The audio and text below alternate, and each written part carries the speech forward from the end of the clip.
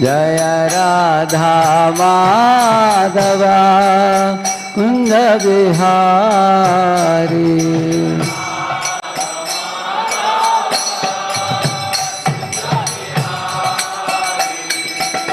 Gopi Jana Vallabha Girivaradari.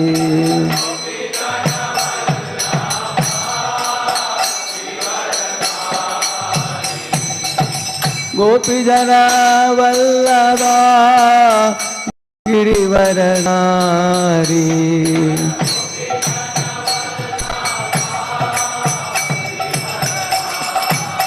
Yashodanandana Raja Jana Ranjana.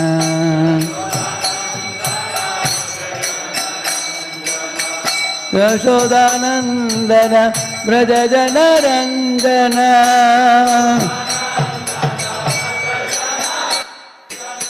Yamuna Chiravanachari.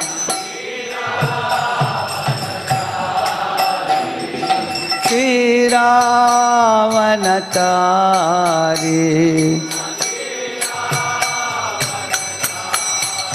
Jaya Radha Madhava Kunda Bihari.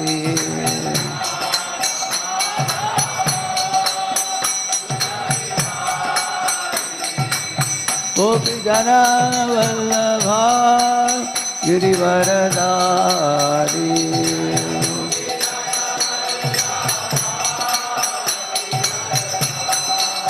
Yashodanandana Raja Jana Ranjana.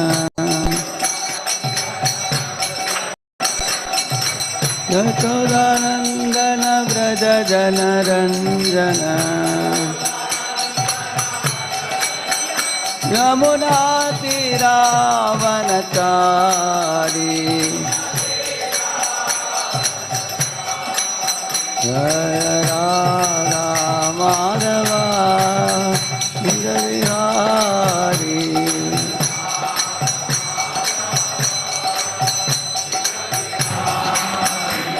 Hare Krishna, Hare Krishna, Krishna Krishna, Hare Hare, Hare Rama, Hare Rama, Rama Rama, Hare Hare.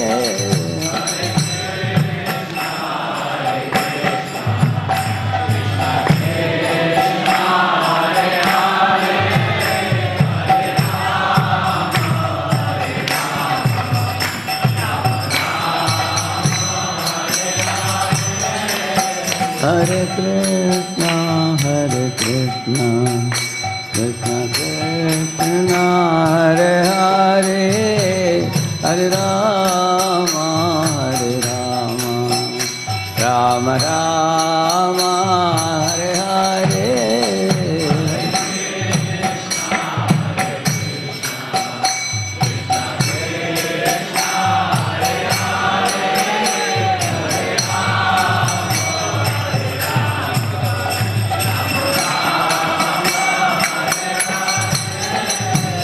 Hare Krishna, Hare Krishna, Krishna Krishna, Hare Hare, Hare Rama, Hare Rama, Rama Rama, Hare Hare.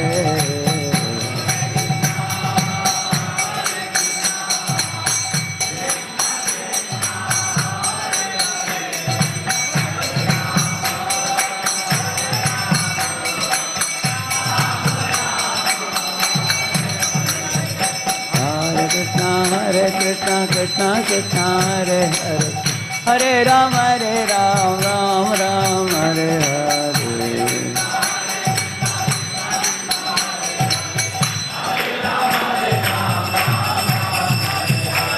Hare Krishna, Krishna Krishna, Hare Hare, Hare Rama, Rama Rama, Hare Hare.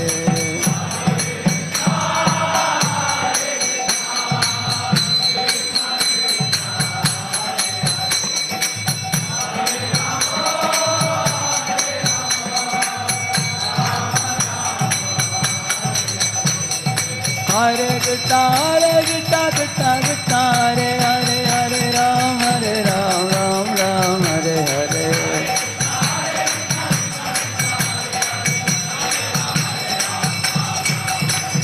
Hare Krishna Krishna Krishna Hare Hare Hare Ram Ram Hare Hare.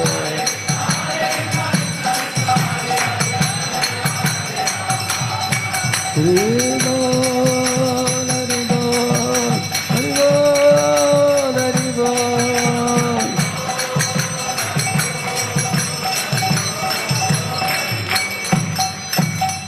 Om Vishnupada Paramahamsa Parivrajagacharya Ashtotara Shata Shri Srimad Divine Grace Abhaya Charana Aravinda Bhakti Vedanta Swami Srila Prabhupada. The Founder His Divine Grace Srila Prabhupada ki Ananta Koti Vaishnava Vrinda ki Namacharya Haridas Thakur ki Prem se Goho Sri Krishna Chaitanya Prabhu Nityananda Shri Advaita Gadadhara Shrivasadi Gaura Bhakta Vrinda ki Shri Shri Radha Krishna Gopa Gopinath Shyam Kunda Radha Kunda Giri Govardhan ki Vrajabhumi Vrindavan Dham ki Mathura Dham ki Dwaraka Puri Dham ki Purushottama Kshetra Jagannath Puri Dham ki Shri Mayapur Navadvip Dham ki Gangamai Yamunamai ki Bhakti Devi Tulasi Devi ki Samaveta Gaura Bhakta Vrinda ki. All glories to assembled devotees. All glories to assembled devotees. All glories to assembled devotees. All glories, all glories, all glories to Shri Guru and Shri Gauranga. Om Ajnanatimirandasya Jnananjana Shalakaya Chakshuvunmilitam Yena Tasmai Shri Gurave Namaha. Shri Chaitanya Manobishtam Stapitam Yena Bhutale Swayam Rupa Kada Mahyam Dadati Swapadantikam Vandeham Shri Guroho Shri Yutapada Kamalam Shri Gurun Vaishnavamscha Shri Rupam Sagrajatam Sahagana Raghunatam Vitam Tam Sajivam Sadvaitam Savadutam Parijana Sahitam Krishna Chaitanya Devam Shri Radha Krishna Padan Sahagana Lalita Shri Vishakhanvitamscha Namavam Vishnupadaya Krishna Preshtaya Bhutale Shrimate Bhaktivedanta Swaminiti Namine Namaste Saraswate Deve Gauravani Pracharine Nirvishesha Shunyavadi Paschatya Deshatarine Namo Mahavadanyaya Krishna Prema Pradayate Krishnaya Krishna Chaitanya Namne Gauratvishe Namaha Ugram Viram Mahavishnum Jwalantam Sarvato Mukham Nrasimham Bhishanam Bhadram Mrityor Mrityor Namamyaham Shri Narasimha Jaya Narasimha Jaya Jaya Narasimha Prahladesha Jaya Padma Mukha Padma Bringa Vancha Kalpatarubhyascha Kripa Sindhubhya Evacha Patitanam Pavanebhyo Vaishnavebhyo Namo Namaha Jaya Sri Krishna Chaitanya Prabhu Nityananda Shri Advaita Gadadhara Srivasadi Gaura Bhakta Vrinda Hare Krishna Krishna Krishna Hare Hare Hare Rama Rama Rama Hare Hare. Om Namo Bhagavate Vasudevaya.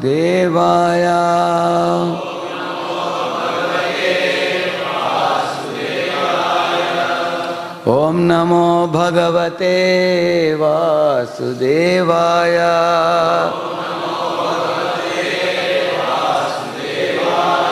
Om Namo Bhagavate Vasudevaya.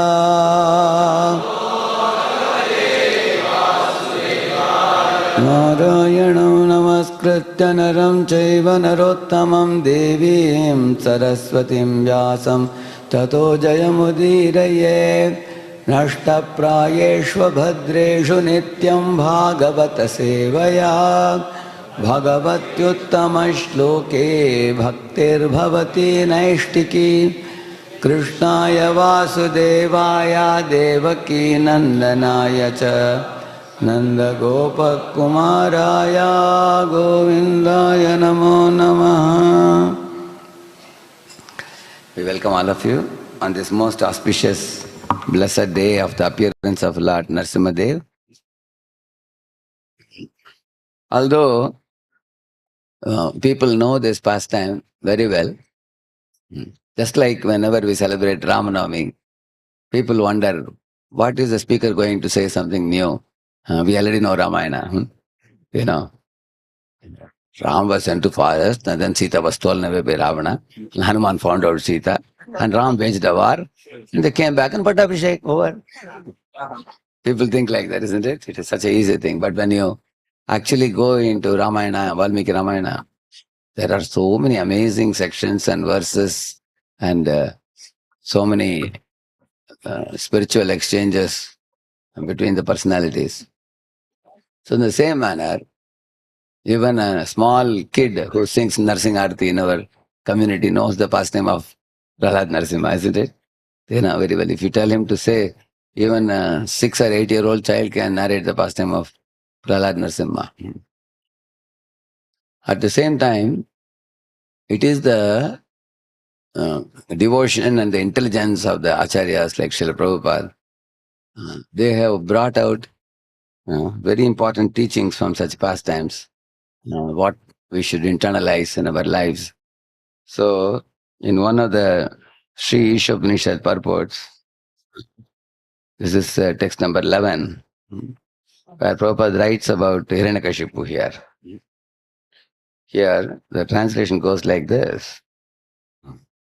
Only one who can learn the process of nescience and that of transcendental knowledge side by side can transcend the influence of repeated birth and death and enjoy the full blessings of immortality, he's saying. What is the meaning of this? For example, if you are going to speak very sweet pastimes of Krishna stealing butter or Krishna being bound by Mother Yashoda, there are many people who may appreciate also.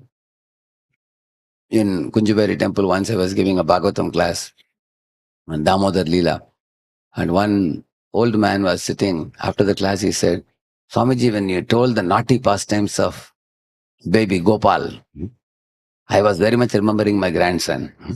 He is also very naughty, you know. He was telling, he plays exactly similar type of pranks. Every evening I take him for a walk now, and all that he was telling. So people take the pastimes of Krishna so cheaply and equate it to an ordinary living entity. And such pastimes of Krishna hardly make any difference in their consciousness, bodily consciousness.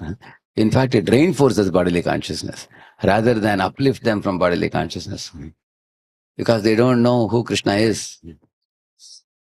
Think about it. How many of you knew who Krishna was even before coming to ISKCON? If you say, yes, we all knew Krishna in some form or other. Some understanding we had until we read Srila Prabhupada books, and Prabhupada shook us up and woke us up to the correct understanding of who Krishna is.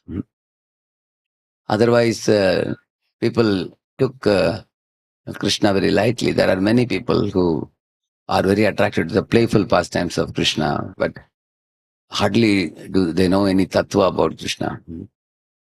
So, on the other hand, you will see Srila Prabhupada's disciples in the West, many of them, when they heard from Srila Prabhupada the kind of reverence they developed for Krishna and the level of commitment and dedication they showed over decades, 4 or 5 decades, it shows how they internalize this truth, even though they don't come from a culture of India.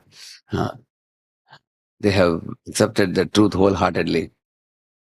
So therefore, uh, there is one letter of Sri Prabhupada.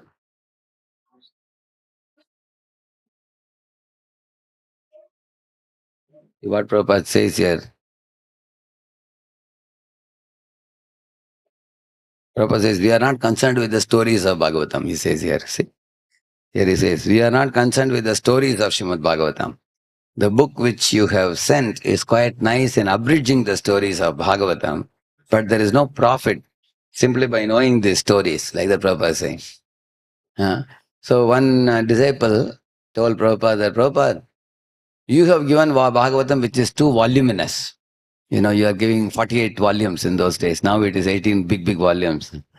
And most people cannot carry it from place to place, and no, most people don't get time to study so exhaustively. So what have I done? I've summarized all the stories of Bhagavatam in one volume. So Prabhupada, instead of that big Bhagavatam, we can sell this Bhagavatam. People can very easily read.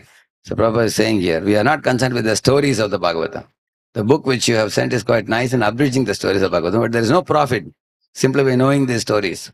We must know the philosophy of Srimad Bhagavatam. And if one can understand the first verse of Srimad Bhagavatam, Janmadhyasya, he becomes a great learned man in Vedic knowledge. All the great acharyas have tried to elucidate Bhagavatam very elaborately. They never try to abridge it. Acharyas don't abridge it. What do they try to do? They elaborate it, he's saying. They take one shloka and they elaborate it. You know, there is a commentary of a dozen acharyas, Bhagavatam commentaries, that those volumes are like 15, 20 volumes. Not good.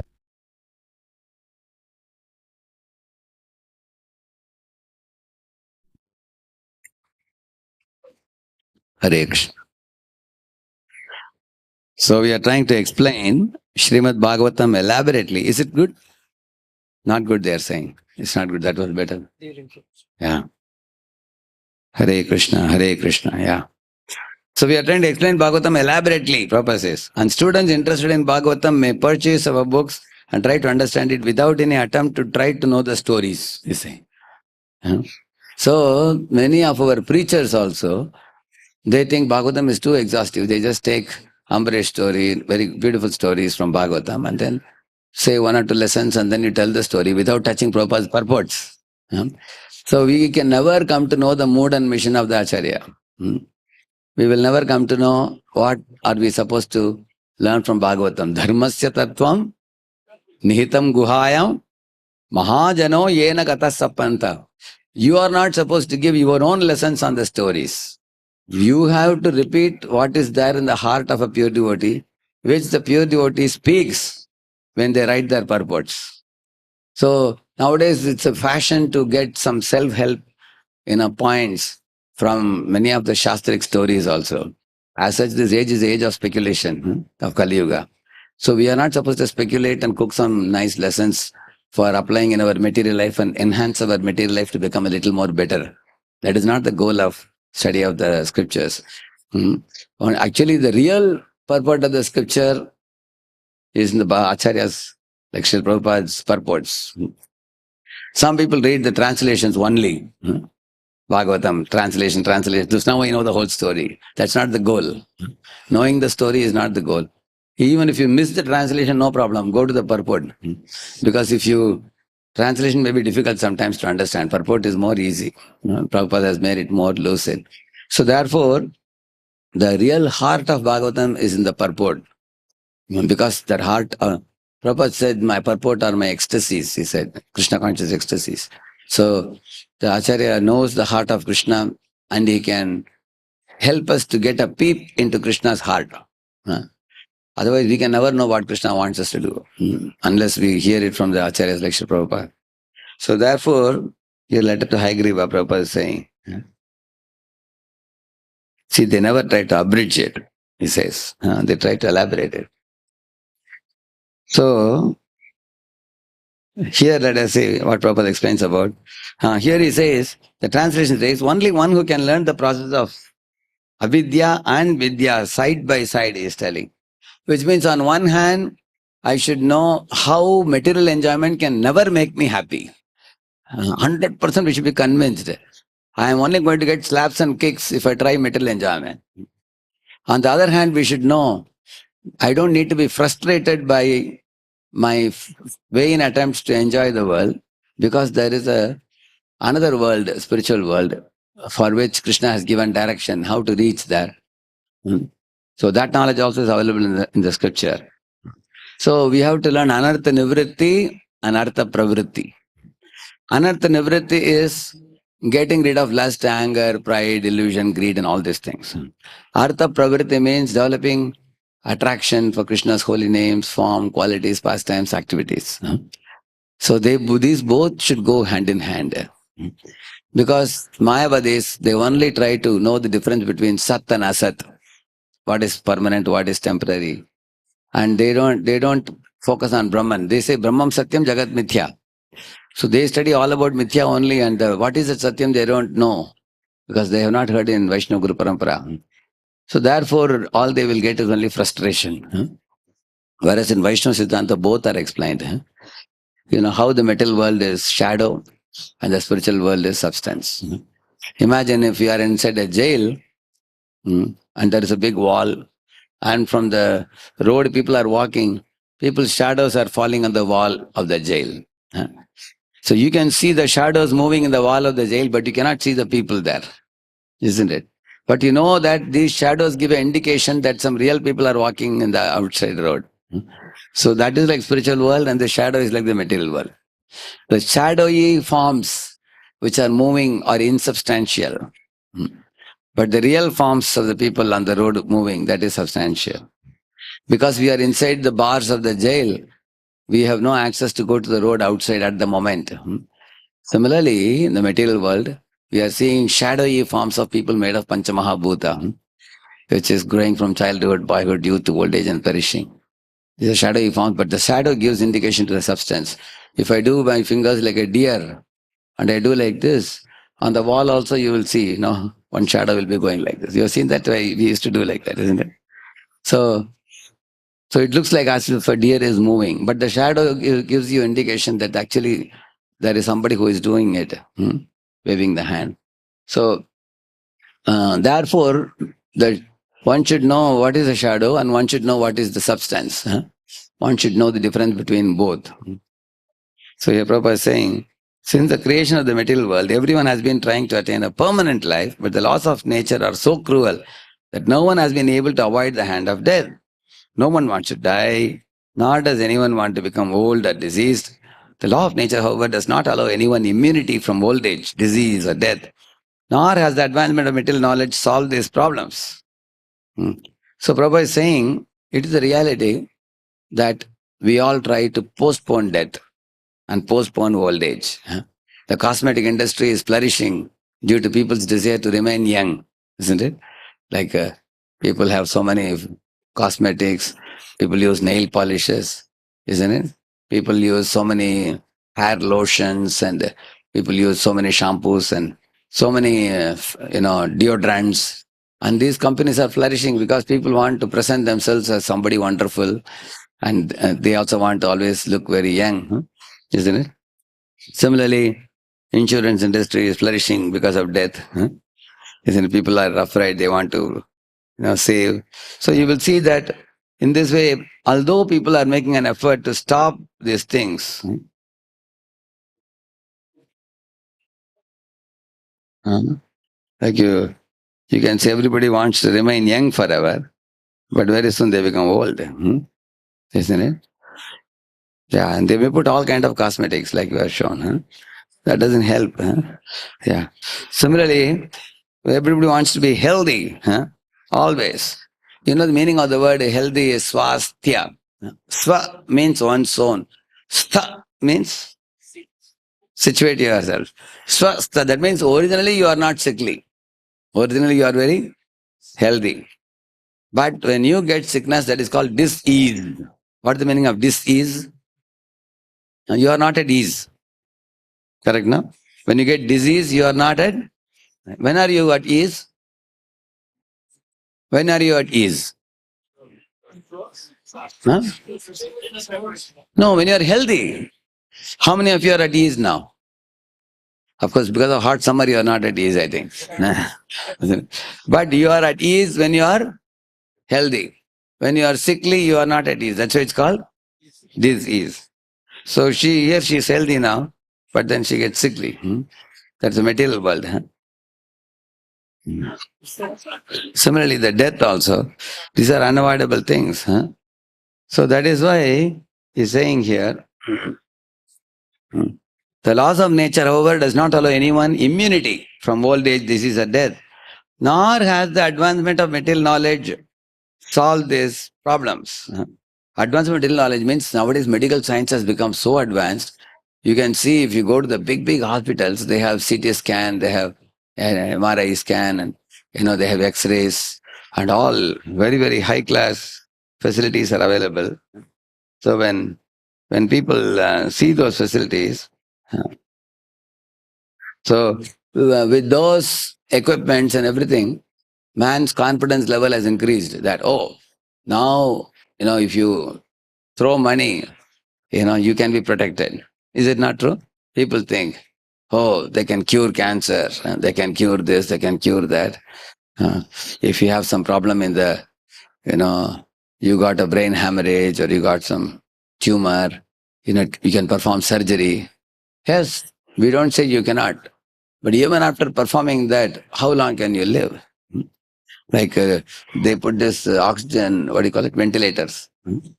A person is breathing like that, but he cannot speak anything. He's just a vegetable lying on the bed. You can only be happy that our grandfather is still alive. That's all. He's not dead. But he cannot speak. He's simply a vegetable on the bed. But how long can you prolong your life? When are you going to prolong till 200 or 300 or 400? That's what he's saying. Material science can discover the nuclear bomb to accelerate the process of death, Prabhupada says. But it cannot discover anything that can protect man from the cruel hands of death. You see? Actually, one thing very easily scientists can do, they can create a dynamite. You throw and then kill 1,000,000 people. That is very easy to do. Just like even a child can take a pot, talk, immediately can break it. But can a child make a pot? Which is easy, making a pot or breaking pot? Even child can break a pot. But a kumhar, a potter is required for making pot. So, you have seen a kumbhar, a potter, is a wheel in which he makes different type of mud products. Some are pots, some are plates, some are kullad, isn't it? Different things he makes. And then he arranges everything for sale. Similarly, Lord has used the wheel of material nature to produce all the different forms of 8.4 million species. Some people are fat, some are short, some are thin, some are fair, some are black, and some are animals, some are birds, some are aquatics. Lord has produced all this with the wheel of material nature. So Lord is making these bodies and giving us. But destroying this body, scientists can easily do, just like a child can break a pot. But nobody can preserve life. Nobody can keep a person alive forever. That's what he is saying. My material science has tried a lot. From the Puranas, we learned the activities of Hiranyakashipu, a king who was very much advanced materially, wanting to conquer cruel death by his material acquisitions and strength of his nescience. He underwent a type of meditation so severe that the inhabitants of all planetary systems became disturbed by his mystic powers. He forced the creator of the universe, the demigod Brahma, to come down to him, and then he asked Brahma for the benediction of becoming Amara, by which one does not die. Brahma said that he couldn't avoid that benediction because he himself was not Amara. Brahma lives very long time, 3.11 trillion, 40 billion years. But even he himself is not immortal, he said. So, Hiranyakashipu means, Hiranya means gold, Kashipu means soft bed. This cunning gentleman, Prabhupada says, Hiranyakashipu was interested in these two things, money and women. And he wanted to enjoy them by becoming immortal. See, Prahlad. Hlad means spiritual bliss. Prahlad means Prakrishta Rupena. Hlad means he is fully absorbed in spiritual bliss arising from Krishna Seva. His body, his mind, his words are all 24/7 in connection with the Lord. He is conducted by the Lord, Lord's internal potency. Why the word conductor is used? We all can be conductors or resistors. We have the choice. So some people may offer, Hiranyakashipu offered 100% resistance for Lord to conduct him. And Prahlad offered 100% conduction. So that there was zero resistance in Prahlad for the Lord's mercy to flow through. So he is called a superconductor. Who? Prahlad, yeah. And all of us may be somewhere in between. We may allow some mercy to flow through us and some mercy we may resist and oppose due to false ego. Yeah. False ego and our propensity for sense gratification and our propensity for whimsical activities. Yeah. But if you are allowing the Lord's mercy to flow through us, then our hlad will increase, transcendental bliss will increase, and 100% bliss he experienced, Prahlad. So here, these are two diametrically opposite consciousnesses. One is thinking man, this fellow is thinking gold and women, which means money and woman are his goal of life. On the other hand, here, Prahlad, service to the Supreme Lord in pure love is the goal of his life. And they were father and son. So here, in order to achieve that status of enjoying gold and women for all time, you wanted to become such a mighty person. In the Vedic times, everybody knew anything you want to achieve, you have to do tapasya.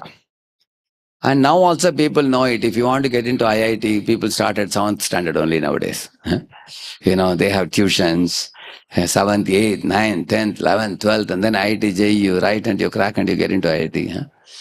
People work very hard. Similarly, UPSC, there are people studying sometimes 5 years, 6 years to crack the UPSC and become one of the bureaucrat. You unless you do tapasya, you won't make it. And it's very focused tapasya people do. They study several hours, 15 hours a day, 16 hours a day. They're glued to the book and they work very hard. Anybody who wants to get promotion, even in a company also, like we say, you throw away the watch and forget the lunch box. And you should be willing to wag your tail and lick the boots of so many people to get promotion.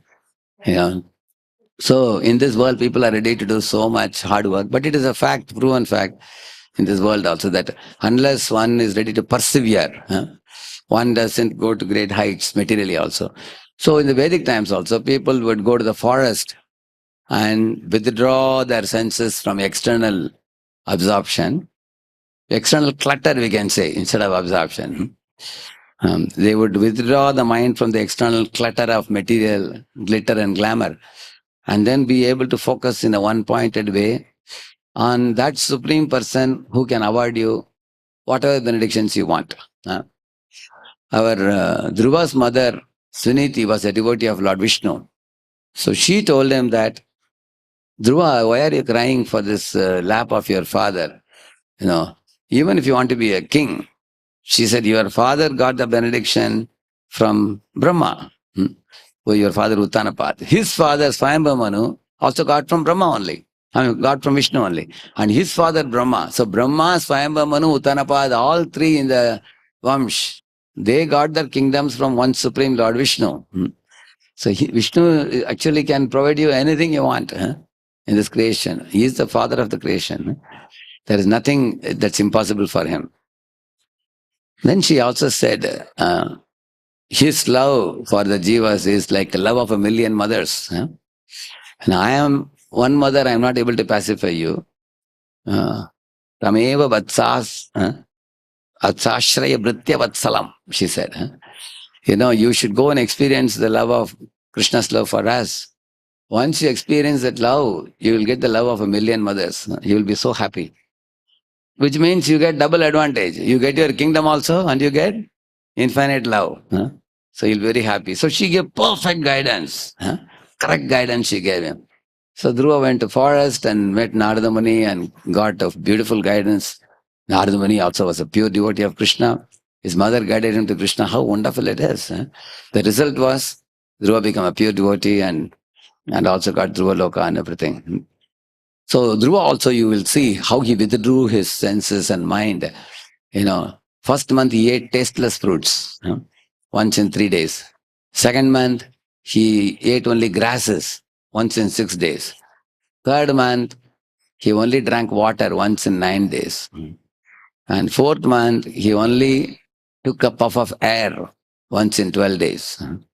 And fifth month, he stopped taking anything, fasting, like all are fasting today, isn't it? Of course, we have to do only for till evening only. But he was doing for months. So, when Dhruva did that, all the universal air was blocked, due to which all the demigods were suffocating, and then they went to Vishnu. So Vishnu said, "Oh, Dhruva, one of my pure devotees, Dhruva, he has captured me in his heart. I am the Lord of the universe. He has captured me in his heart with so much affection. Therefore, you all are suffocating now. Very soon I will go and give my darshan to him. He is adamant to get my darshan. I'll go and give my darshan." So Lord Vishnu arrived. And then when Dhruva suddenly saw the Lord in his heart missing, he became very despondent. He opened his eyes and he saw the same Lord in the front, in front of him. Then he fell at his feet and he felt such intense love for Vishnu. He says that, "I want all my senses to become like eyes to see your beauty. I want all my senses to become like nose to, experience your fragrance. I want all my senses to become like ears to experience the sweetness of your voice." So like that he was telling. Actually, this is a experience you get in the bhava stage.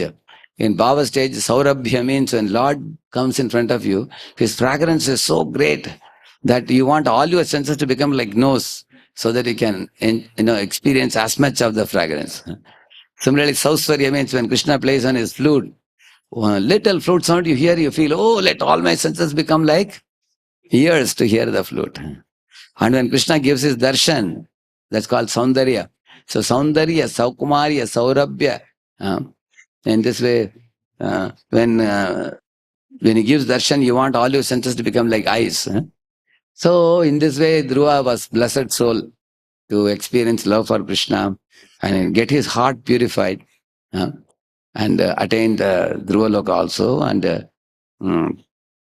return to palace very gloriously, and he became adored by Devatas as well as pure devotees, as well as by his spiritual master Narada for his determination. He became adorable by all because he took the right shelter of Vishnu's lotus feet. In one place, I was surprised to know when Hiranyakashipu is speaking, he's saying he doesn't want Dhruvaloka, he says. It's amazing because Dhruvaloka is above Satyaloka, Brahmaloka. Why he didn't want Dhruvaloka? He wanted to take away Brahma's post. Because he thought, if I am in Dhruvaloka, I'll be sitting and doing bhajan there. But if I go to Satyaloka, I can control the entire Brahmanda. That was his desire. So just see, amazing. Once His Holiness Jayadutta Maharaj was telling, the living entity has so much controlling mentality. He will prefer to be a king in hell, or he will prefer to be a dog in a street who can control the entire street, rather than be a king rather than be a servant in heaven. You are saying, if you are asked, you want to be a servant in heaven or dog of the street who can control the other dogs? He will say, I think dog is better because I can control other dogs. So he wanted to actually be. He was thinking of occupying Satyaloka, which he couldn't, because that is Brahma, Vishnu, Mahesh cannot be controlled by ordinary people. Then he thought, okay, the next best is Indraloka. Then he went to Indra's abode and took away his seat, isn't it? So in this way, there is a very remarkable difference between Hiranyakashipu and Dhruva. Hiranyakashipu did not approach Lord Vishnu for benediction because he hated Vishnu. He is a Krishna Dveshi of Krishna and devotees. So he says in one of the verses, wherever you will find the cows and the temples and the brahmanas and the hermitages and fruit-bearing trees and bridges, you destroy them all. He's telling his people. So the tamoguni mentality means to destroy. And then he's saying, wherever you find babul trees, which are thani bushes, and those trees don't cut. Let them be available to trouble the people. Like that he's telling. So, and he's saying, I will reverse the results of pious and impious deeds.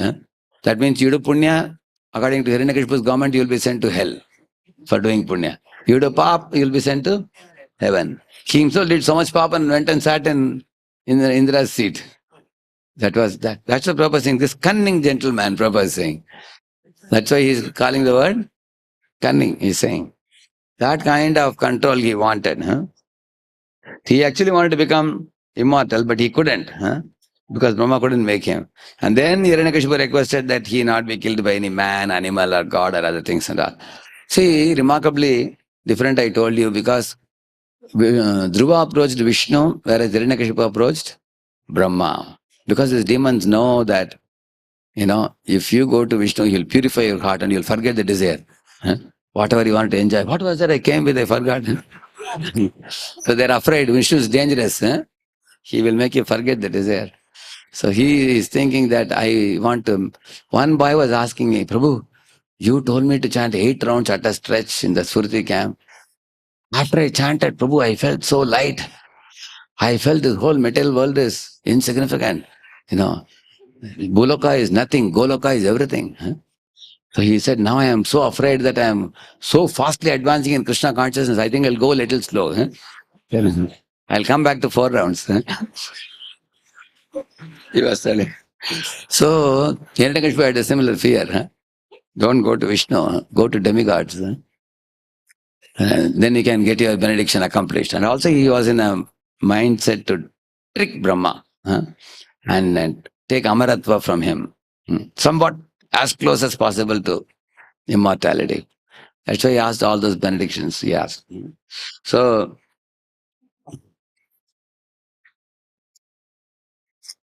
you will see what all he asked there.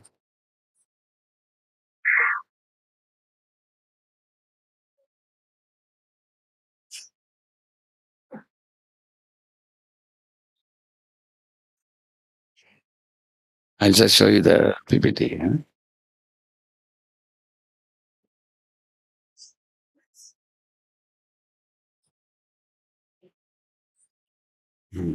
So he performed very, very severe austerity, so much so that he raised his arms and he didn't eat, he didn't drink.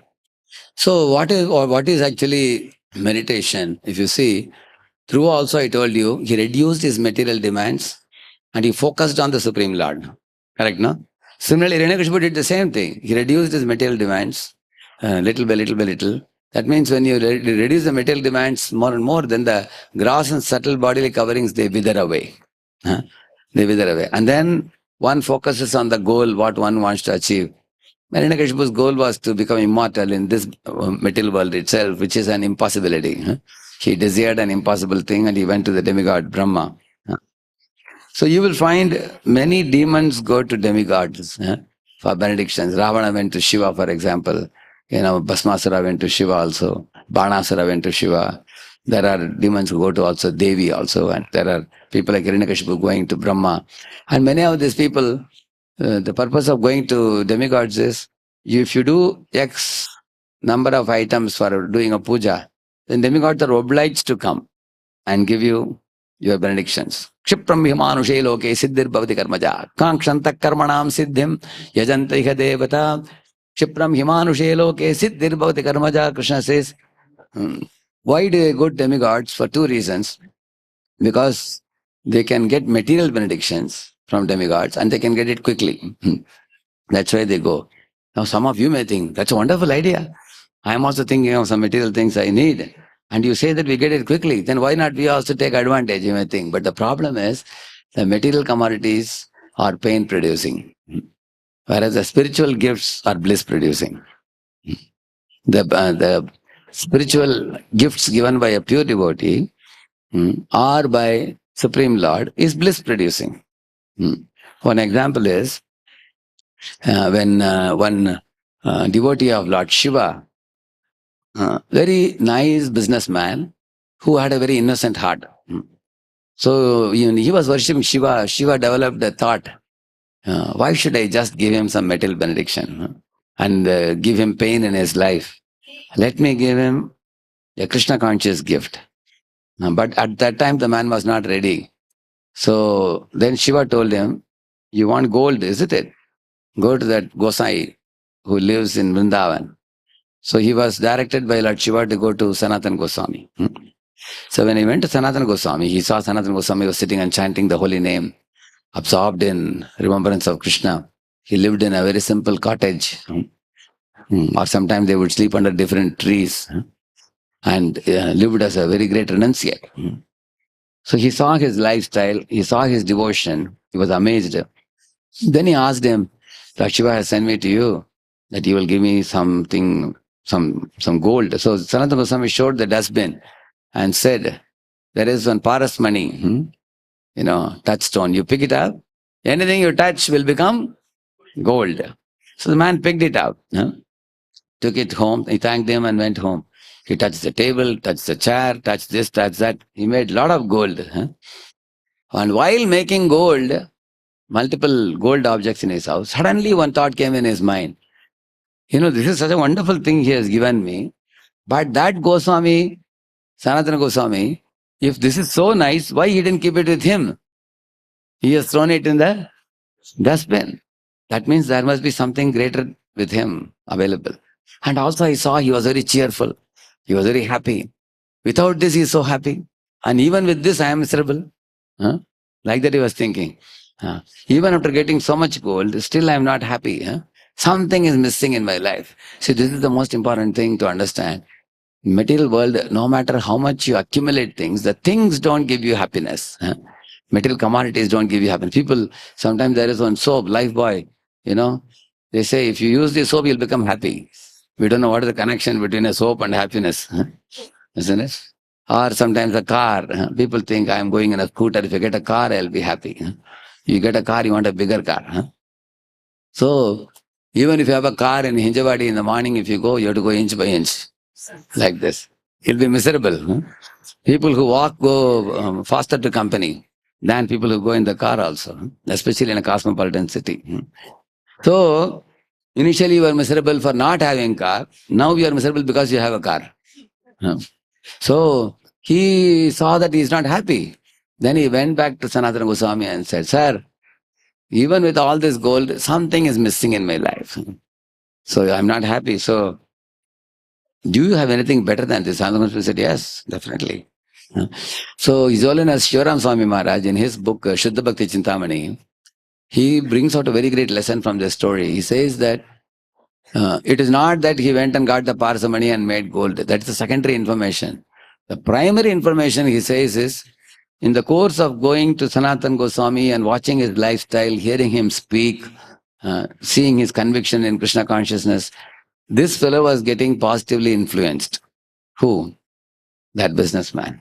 And therefore, he developed that inner spiritual strength to go to the river Yamuna and throw away the parsimony in the river and come back. And then he accepted the holy name. And he also became blissful because holy name is a spiritual gift.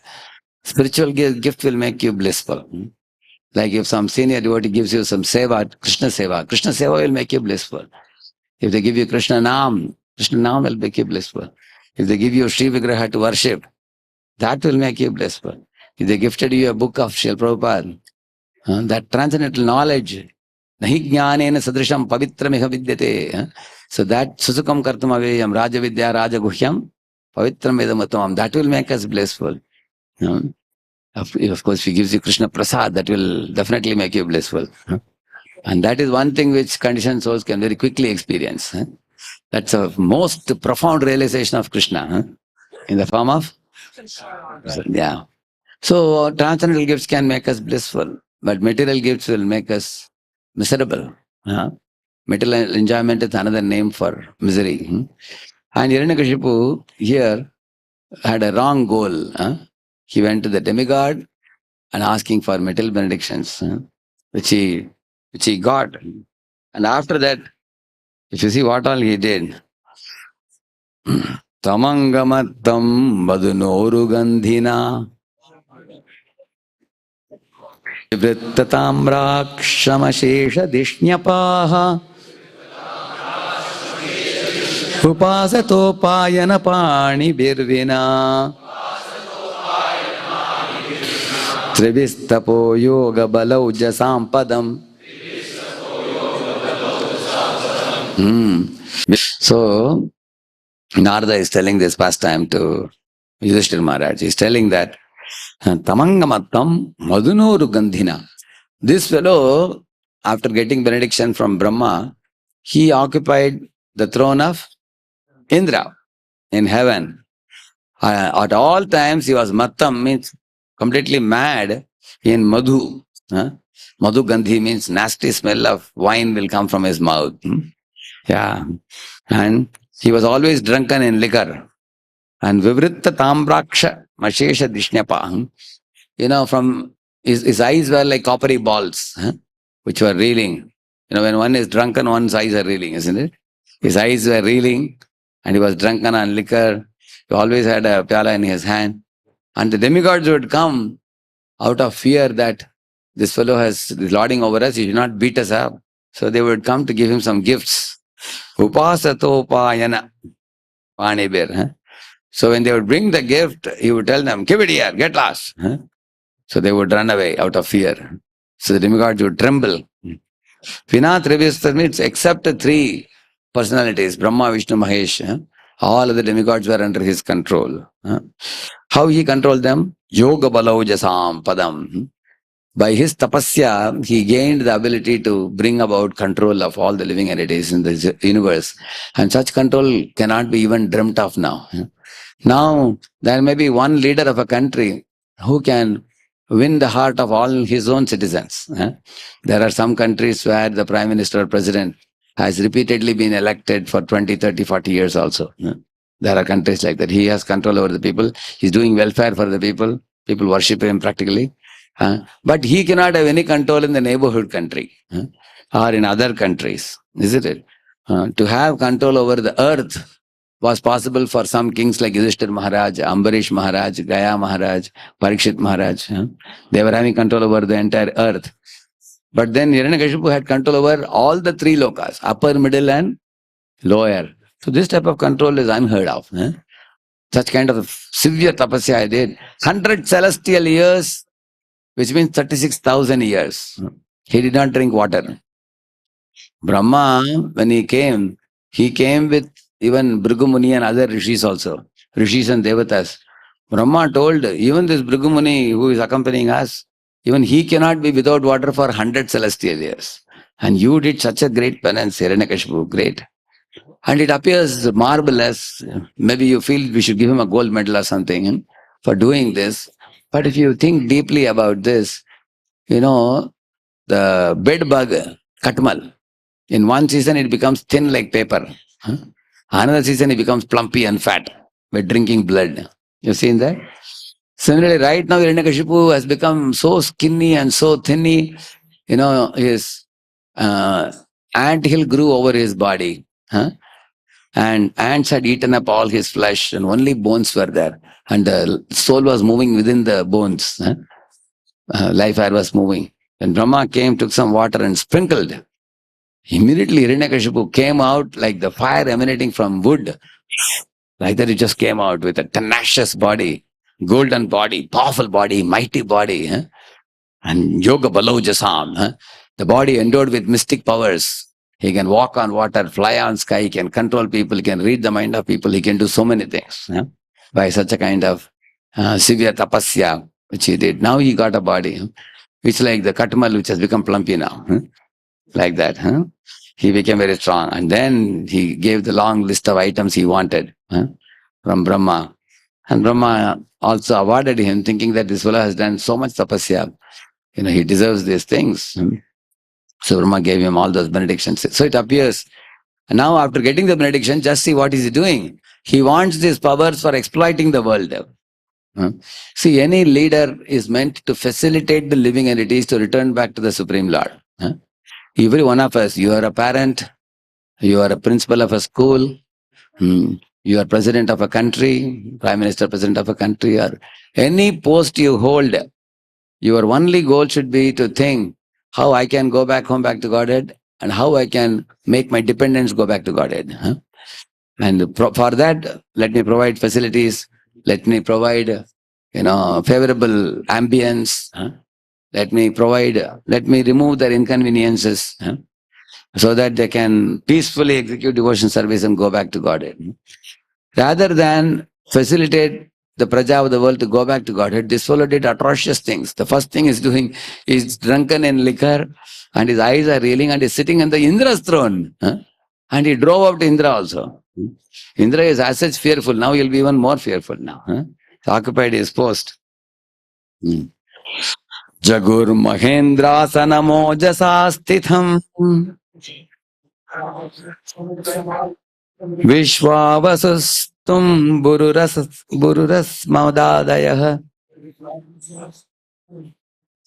Gandharva Siddha Rishayostu Vanmuhu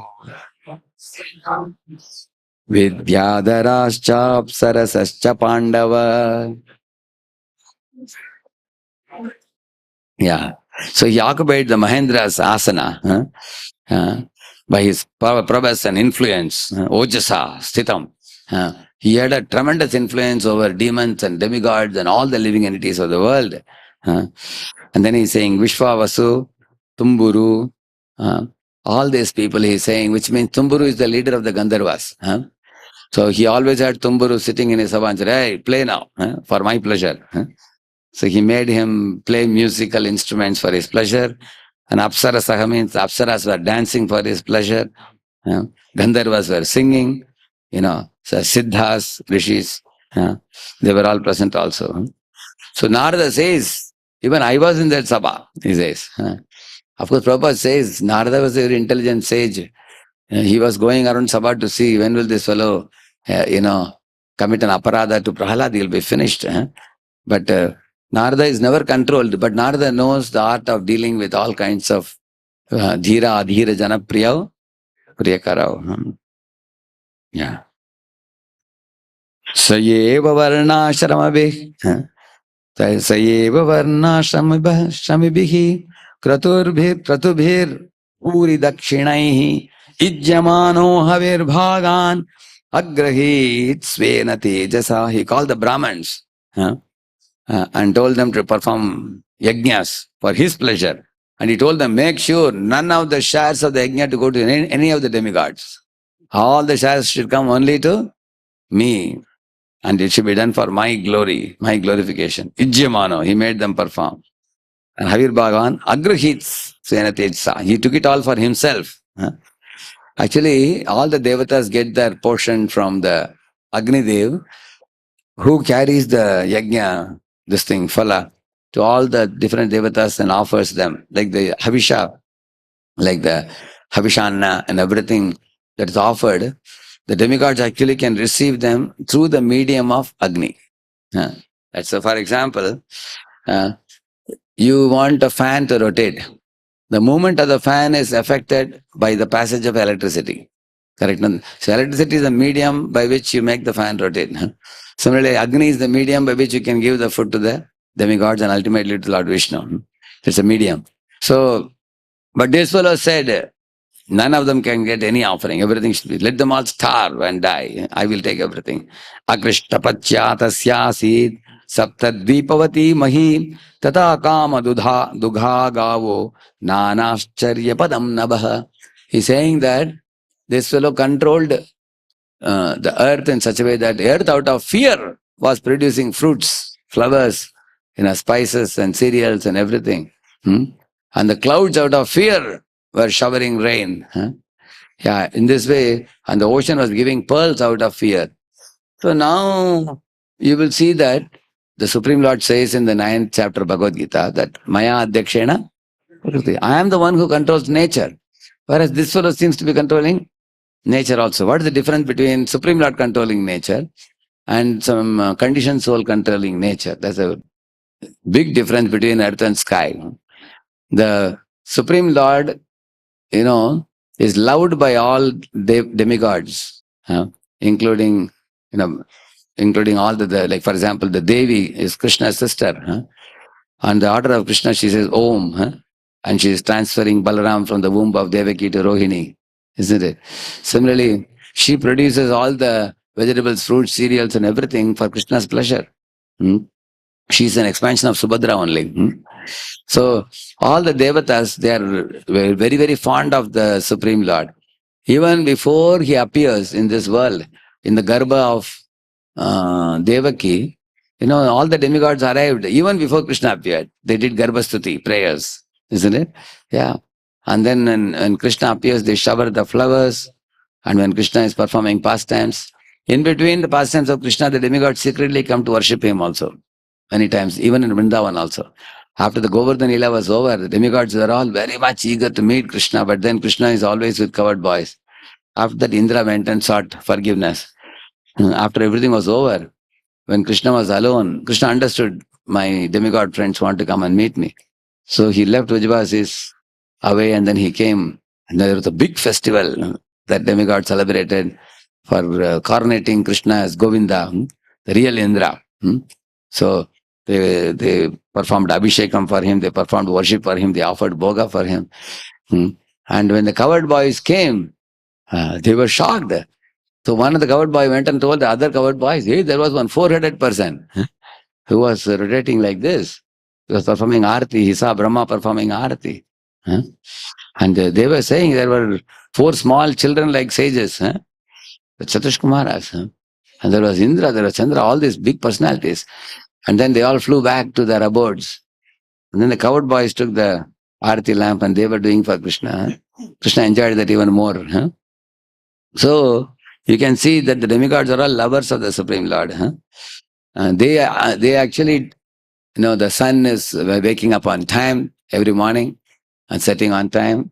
The rain showers come on time. Wind is blowing. Everything is happening on Krishna's order and Krishna's will. But here Hiranyakashipu was exploiting them to yield these things. There's a difference, isn't it? Like for example, you perform yajna and the clouds will give you rains, isn't it? Yajnat bhavati parjanyo. Yajnat bhavati parjanyo, yajna karma samudbhava. You don't do yajna and rain doesn't come, then you put a bore. 800 feet, 1000 feet, 2000 feet. And you tell the Mother Earth, Mama, why are you not giving water? Give water. It's like a boy, it's like a boy is snatching the purse from the mother for money. And the mother is saying, hey, beta, ask the father. If father gives permission, I will give. He says, Papa will not give. You give me now. Mama. So, he is stealing water from the earth. Why don't you perform yajna and get the water in a legal way? They want to get things in an illegal way. And that is why when they did similarly petroleum products, they brought out so much havoc on earth. All the petroleum, therefore in the Vedas it is said one should not dig the earth and go down and take out all these dangerous things. Like the petroleum products, you can see the plastics and the polyvinyl and all these things are and diesel, petrol, and they are creating carbon monoxide and depleting ozone layer. And they all are pain producing. Already there is enough pain. Why to increase pain? Isn't it? So you will see that this fellow is forcibly making nature yield fruits, forcibly demanding everybody. So when there would be heat, he was directly controlling the sun. Hey, reduce the temperature. He would twist his eyebrows. Prahlad says that in one of the shlokas. My father would twist his eyebrows and chastise the demigods, and demigods would salute him and do what he demanded them to do. Prahlad says that. And then Prahlad says, my dear Lord, although my father was so mighty controlling all the demigods, I saw you pick him up and put him on your lap and tear him to pieces. Therefore I surrender to you, he said. Because you are million times more mightier than my father. Although my father appeared to be invincible, he was controlling the entire Brahmanda at one time. You showed to the world how insignificant he is in front of you. So 3 verses Prahlad speaks on time factor. This is one of the verses where he says this. And then this is the most important verse. He says, Sayitam nirjita kakum ekarat pishayan priyan yatopajosham bhunjano natrupyat ajitendriyaha. He says, although he was a ekarat, a singular king for the entire universe, Brahma is also a singular king. Hiranyakashipu is also like a singular king at the moment. What is the difference? Brahma is the son of the Supreme Lord. born in the lotus navel of the Supreme Lord. And Brahma is the obedient son of the Lord. He received the Vedas from Vishnu and he became Acharya in our line, first Acharya, and then he is handing over the Vedas to us for us to read and learn. And he is a surrendered son of the Supreme Lord. And Hiranyakashipu is a rebellious son of the Supreme Lord. That's the difference. So both type of sons are there in this world, isn't it? And Brahma is an appointed chief living entity of this universe. Whereas was Hiranyakashipu appointed by the Lord? He is saying that, I am a self-made master. Nowadays, self-made master is a very common thing. You become your own master. By his own penance, he became master, exploitative master. So, in this way, although everything was yathopajosham bunjana means whatever he wanted to enjoy, it was at his beck and everyone was at his beck and call. Everything was for his enjoyment in this world. There was no restriction for him. See, we all have some restriction. Why? Because sometimes you may not have enough money. Say, you want to go by flight, the charges may be too much, 20,000 rupees. Then you may consider that, oh, it's too much. But for Hiranyakashipu, there was no problem. He had his chartered plane. Whatever he wanted, he could get. Yathopajosham bunjano. But what is the result of that? Natrupyat. Means what? Not satisfied. Why? Ajitendriya. That is the bottom line. If we are uncontrolled in our senses, even if you become king of the whole world, you will never be happy. And if you are controlled in your senses, even if you are like Sudama Brahman, poverty stricken, still you will be satisfied. So this is the very important message from Bhagavatam. We have to control our mind and control our senses by directing them to Krishna's service. And that will, one of the years, 4-5 years ago, one couple invited me for Bhagavatam installation in their house. So, Pune only. So they told me that, Swamiji, in our house, we don't have enough place for the program. So if you're just doing it outside the house, is it all right? Yes. I said, okay. So when I went to their home, I saw, father, mother, and 3 children. All of them wearing beautiful tilak, kantimala. And the boy was playing mridanga and the father was doing kirtan. They were all dancing and welcoming. So I went. So when I entered the house, it was like something like, at the most by 10 by 10 or 12 by 12 or something like that. Only one room only. That's all is the house. But they made a big altar occupying the whole house practically. Big altar with Radha Vrindavan Chandra and, everybody. So I thought that is only the entrance room. But he said there is no more. Only this is the only room we have. They had a kitchen also there only. And so they made the altar in the middle of the house, so the backside they have some privacy, and the front, very small place. But they were all having a big beaming smile on their face, very ecstatically situated. So he was telling Prabhu, I chant 16, my wife chant 16, my children are all chanting 8 rounds and everything. He said it took me 4 or 5 years to make money to purchase this Bhagavatam set. He was doing some LED board kind of business. In a month, 2 or 3 he gets. He makes some money with that.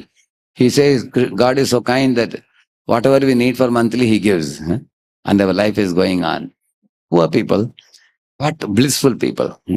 Money may not be there, but Krishna is there. So they're very happy in that situation also. On the other hand, in my travels, one fellow told me that, Prabhuji, I will take one Bhagavatam set, but you have to meet my brother. I said, you are a devotee, but your brother is not a devotee. He wanted or you want to give him? Prabhuji, I want to give him because he never wanted it. But he is a crorepati.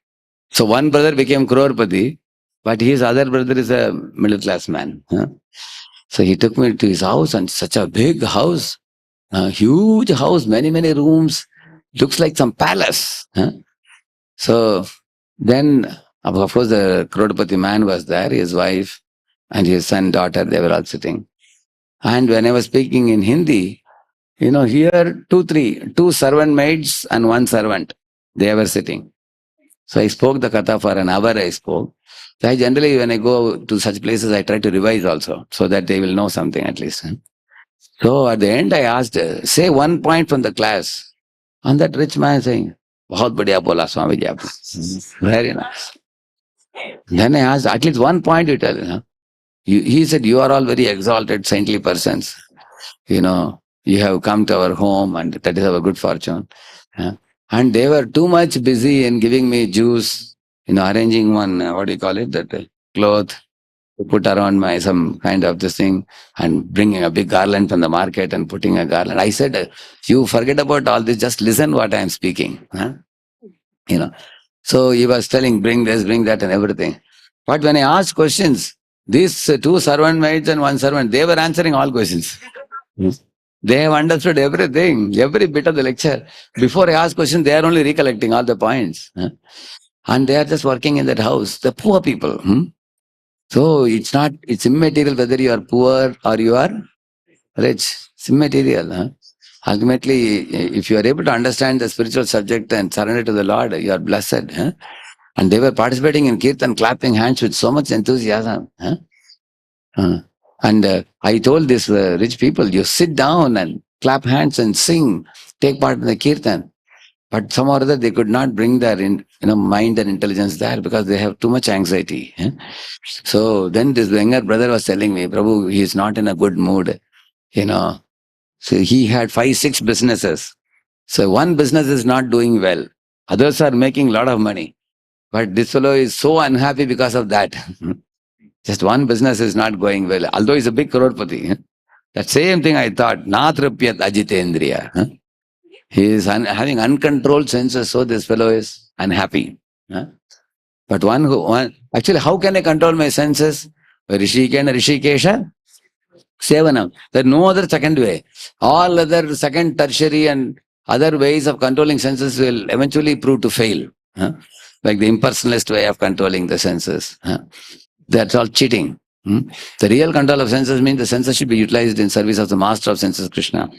Then only, then one can become a Goswami. Otherwise, one is a Godas.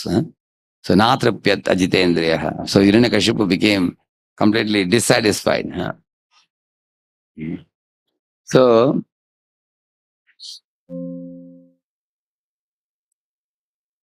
I told you about Hiranyakashipu. And the extreme demoniac behavior he showed, and Prahlad showed extreme devotee behavior.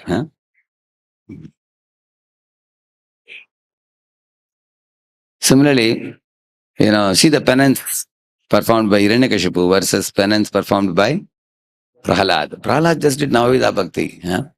He chanted the holy name, and he did kirtan, he danced with his friends, he spoke the philosophy of Bhagavata Dharma.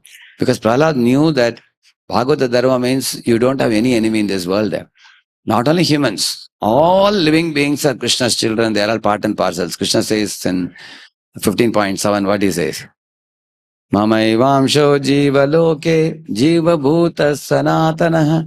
See, mama eva amsho, he says. Certainly, all these creatures are my part and parcels alone, he says. They are not part of anybody. They are only my part and parcels. 14.4, what he says? Sarvayonishu kaunteya murtaya sambhavanti yaha tasam brahma mahadyonir aham bija pradaha pita. So Prahlad exactly saw like that. He saw everybody is a child of God and everybody is a servant of God and everybody should be respectfully treated. Everybody needs to be facilitated to remember the Supreme Lord. So Prahlad Maharaj's mood was that he was Ajata Shatru.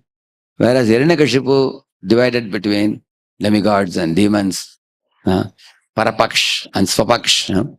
These are our people, they are those people. We will make allies with our people and we will fight against other people. So he had that type of envious mentality, envious towards demigods. Surat Visham, it is said. Similarly, envious towards Lord Vishnu, Krishna Dvit. So, because of that envy, he didn't go to Vishnu for seeking benediction. You see? So, his performance of penances were extraordinary, but the goal of such penances is what? Just enjoying the senses, isn't it?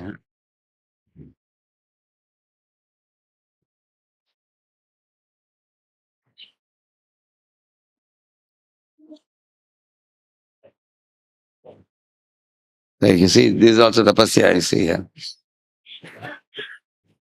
Isn't it? This is Bombay tapasya. So, this is also tapasya, but is it divine tapasya? No, it is just for filling your belly tapasya. So, yes, people do a lot of austerities, no doubt. But Hiranyakashipu also did severe austerities, but it was all for self-serving austerity. Therefore, Rishabhadev says, what he says? Tapo divyam putrakayena sattvam shuddhyet yasmat brahma saukyam tu anantam. He says, if you do tapo divyam, then sattvam shuddhyet, then your chitta will be purified. But if you do material tapasya, your mind and senses become putrefied, which means you become more vicious, venomous, more dangerous by only doing material tapasya. Actually, all the demons who did material tapasya and got lot of powers, they became very proud. Is it not true? And they did so much atyachar, so much problem in this world. So many demoniac people.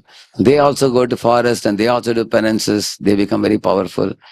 In the modern time, somebody may not go to forest, but there are many people who use their brain, use their learning for creating havoc in the material world.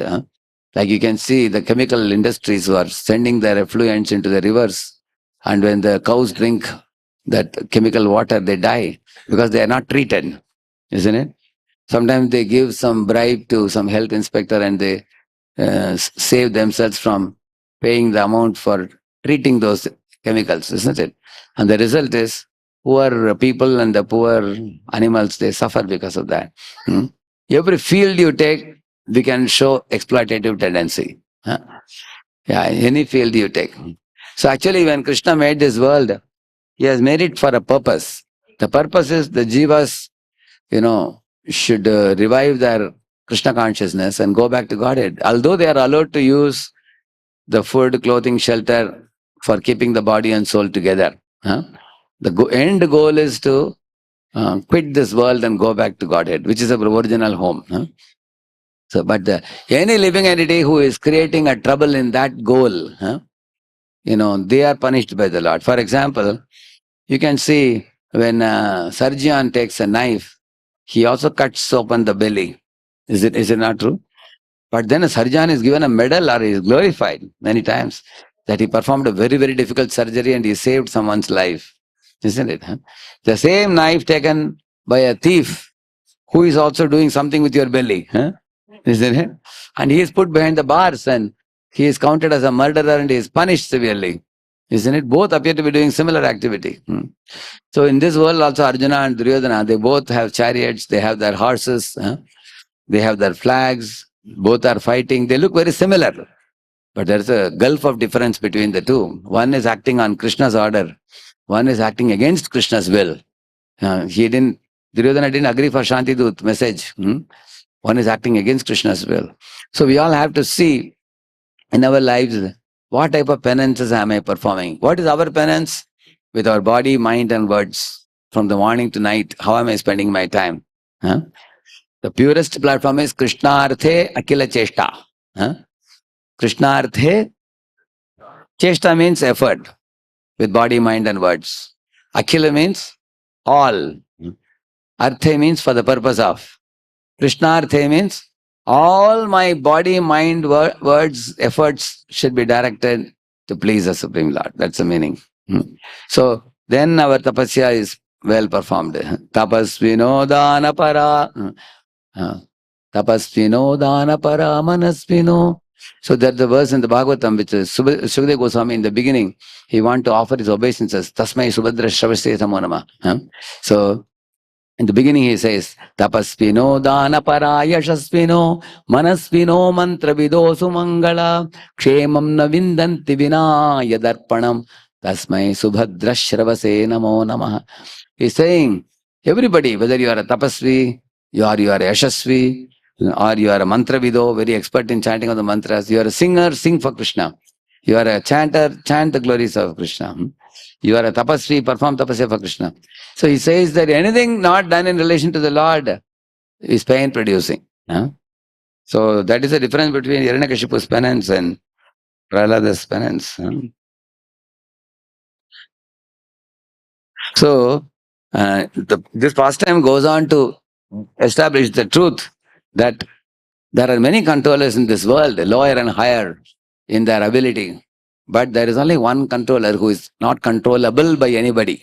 Prabhupada presented it so beautiful. Prabhupada says that a big aeroplane is standing in the airport, which can carry sometimes 800 or 1,000 people also.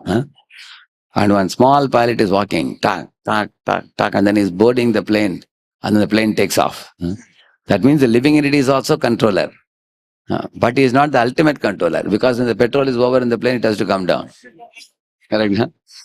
Whereas Krishna is supreme controller, he can put Saturn and Jupiter and big, big planets in orbit going on for millions of years. Krishna can create a sun. You don't have to supply any fuel to the sun. See, daily you have to supply fuel to your car. Whereas for sun, who is supplying fuel? He's called as Ashesha Teja. Yasyajnaya Brahmati Sambrita Kala Chakro. What is that famous verse?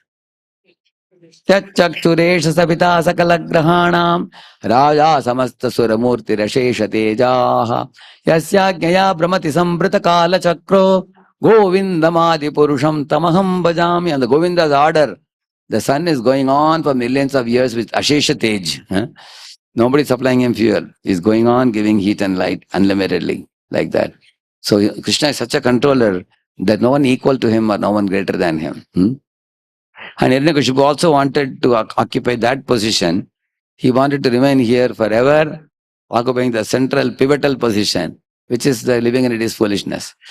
He did it for a while, for a short while. After that, he was finished. He was captured by the Lord. Because now why does the Lord not allow a living entity to be a central pivotal figure and take lead? Because we have no ability to run the things the way the Lord can run. For example, Krishna in the spiritual world, he is a pivotal figure, but all living beings are aligned around him, and he can keep all the living entities in their position properly. When it comes to us, like you can see Hiranyakashipu, as soon as he got the central post, just see what he did. Therefore it is said, if you want to know the character of a man, give him a post. And then you will see what he does with women and what he does with money. He will certainly exploit the things in this world. Because the living entity wants to occupy Krishna's position of being a pivotal figurehead. Neither do we have the ability, nor do we have the character to do that. But a pure devotee of the Lord, like Yudhishthira Maharaj or Parikshit Maharaj, Arjun, when they take the central position, they actually always keep Krishna in their hearts. Like if you see Yudhishthira Maharaj conducted that famous Rajsuya Yajna. Correct, no? Yeah. And to glorify Krishna and giving him the Agra Puja for him. So, the pure devotees of the Lord, like Bharat, brother of Rama, he took the Paduka of Ram and kept it on the Simhasana and daily offered flower to it, offered chamar, worshipped. Then only he has the right to rule. Therefore he gets the strength to rule the world. So even the greatest of the kings who rule the world, by keeping Krishna in the center, they could rule the world very effectively. Because keeping Krishna in the center is same as spiritual world. Yeah. So you can see Hiranyakashipu is very mighty, Prahlad is very small. But Prabhupada says, although it is said in the Shastra, Jivo Jivasya Jivanam, the Phalguni Tatra Mahatam, the mightier one exploits the weaker one. But Prabhupada also says, but the weaker one also can trouble the mightier one. And Prabhupada gave an example. The tiger, when it comes out of the den in the forest, there is one bird which makes a particular type of sound. Phew, phew, phew, like that makes sound. Hearing that sound, all the smaller animals, they flee. Like rabbits and deers, they all run away, knowing that the fellow is out. The tiger is out of the den. And the tiger becomes very angry on this bird. Sometimes this bird sits on the neck of the tiger also. Making sound here. So then the tiger, that is shouting. Then the bird flies and sits on the branch of the tree and tiger can't do anything. Which means the smaller one also gives trouble to bigger one. And the bigger one gives some trouble to smaller one, like a tiger is giving trouble to deer and things like that. Similarly, when parents are grown up, when the small baby is born, sometimes the parents may control the child. Hey, sit here. Hey, don't do this. Hey, don't do that. Huh? But when the children grow up beyond 16, 20, then they say, you do your thing, I'll do my thing. Huh? And they trouble the parents also in this world. Material world is like that. In material world, the bigger one troubles smaller one troubles bigger one. Huh? So here in this case, Hiranyakashipu is the bigger one, was troubling smaller one. Who? Prahlad. And Prahlada's confidence level in Vishnu, that disturbed the mind of Hiranyakashipu. Huh? One day Hiranyakashipu said, Prahlad, till now I tried to kill you through so many soldiers and other people. Today I will take the sword in my own hands and I will sever your head from your body. Let us see your Vishnu, whom you are claiming to be your protector. Let him come and protect you. So you can imagine now this is like the ultimatum. He's taking the sword and coming, running, dashing towards Prahlad. And Prahlad is standing in front of Hiranyakashipu with great confidence, cheerfully smiling, with no fear. He's not weeping. He's not angry. He's not taking another sword in the hand. He's not running away. He is not complaining to police because Hiranyakashipu is also police also. He is a government. Therefore, Hiranyakashipu was very shocked. He asked, Prahlad, where are you getting such a strength with which you have the audacity to overpower me? Prahlad said, my dear father, your strength, Brahma's strength and my strength, the source of all these strengths is only one, which is Vishnu. Again, he became very angry. He's telling Vishnu, Vishnu. So, and he said, my dear father, don't be so angry and so don't be so agitated. Be peaceful in your mind. Only those who are uncontrolled in their senses and those who have failed to harness their mind, they get agitated like this. Calm down yourself. Think very carefully about how, Lord Hari is running the whole universe. He is our master. He is very lovable, endearing. So when he heard it, he said, oh, ho, you say that you have, controlled your senses and mind and I haven't. You have the audacity to, find fault with me. So he said, you are always saying Vishnu. Where is that Vishnu? Tell me. And then that is how Hiranyakashipu Prahlad dialogue is a very important dialogue, which I will speak in the evening. So these are lessons from Hiranyakashipu, you see. The struggle of divine versus demoniac. Actually, these two forces are there in this world. You see, the 7th canto of Srimad Bhagavatam, in the 10 tattvas of Bhagavatam, Uti is the principle for the 7th canto. Uti means the urge. So Prahlad had the inner urge to do devotional service. And Hiranyakashipu had the inner urge to act demoniacally. Correct, no? How they got these two urges? Because Prahlad was in the womb of his mother and he heard sermons from the great saint Narada. So any Mataji who is Garbhavati, she should hear Bhagavad Katha. When she is hearing, the child will get inputs, then the child will get the urge to do devotional service. So Prahlad Maharaj, when he came out, he had such a transcendental urge to behave in mode of goodness and exhibit transcendental symptoms and have possessed love for Krishna and also, preach to his friends and everything. Somebody can take care of these children? Yeah. And as far as Hiranyakashipu, where did he get his nature? Because the Chaturdashi came and they became angry and they chastised Jai Vijay. So that gave the Uti for angry behavior because they cursed the two fellows to become demons. So then by receiving that curse, their angry disposition was aroused in Hiranyaksha and Hiranyakashipu. That type of nature was awakened.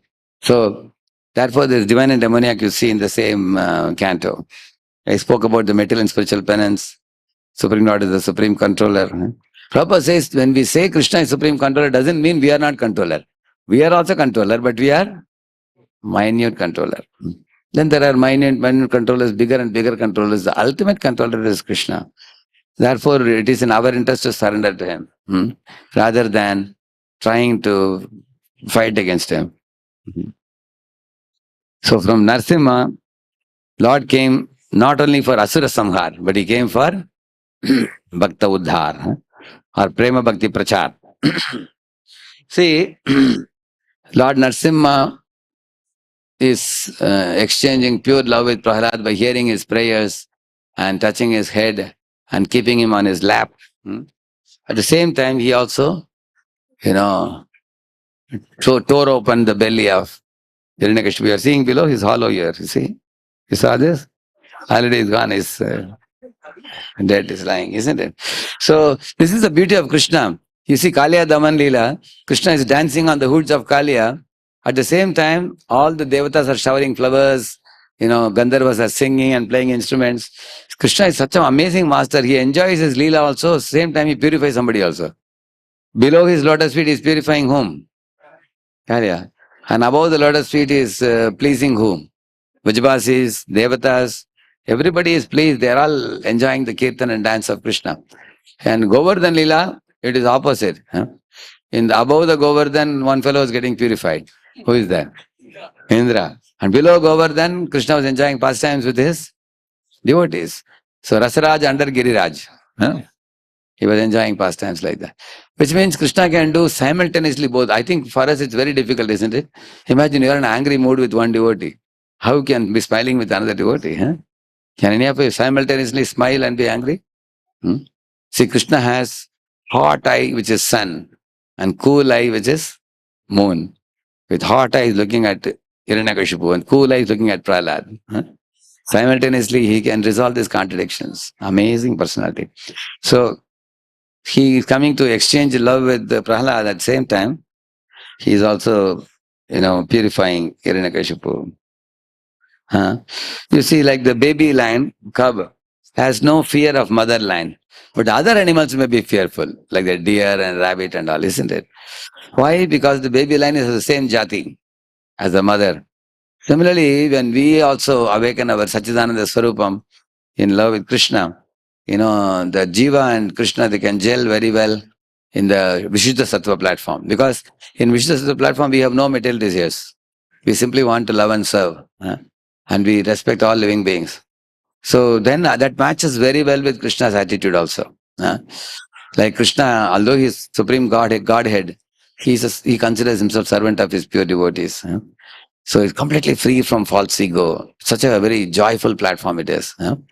When one is free from false pride, arrogance, and such kind of mentality of being an enjoyer, then that is the happiest attitude. So Lord and the devotee are happy.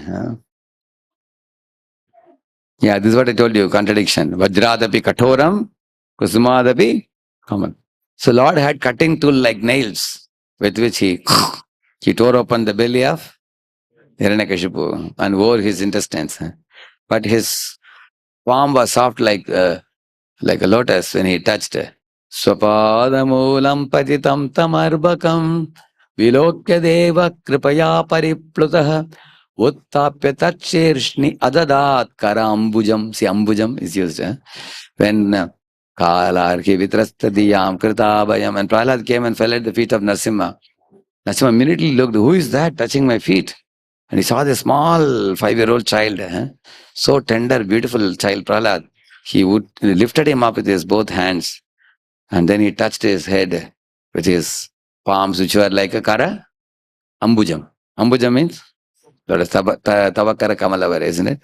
Tavakara Kamalavare na kamadbhuta shringa dalita hiranyakashipu tanu bringam kesavadrita narahari rupa jai jagadish hare jaya jagadish hare Jagadish Hare Tavakara Renakam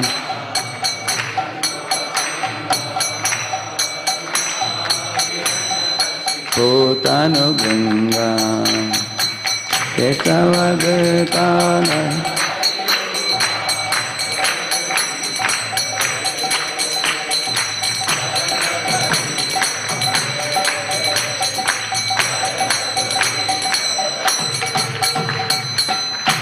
So, this is a rare photo of smiling Narsimha, isn't it? Actually, he can only smile when he touches Prahlad's head. Because of contact with his pure loving devotee. So, and there's angry Narsimha also, and smiling Narsimha. So the contradiction is resolved there.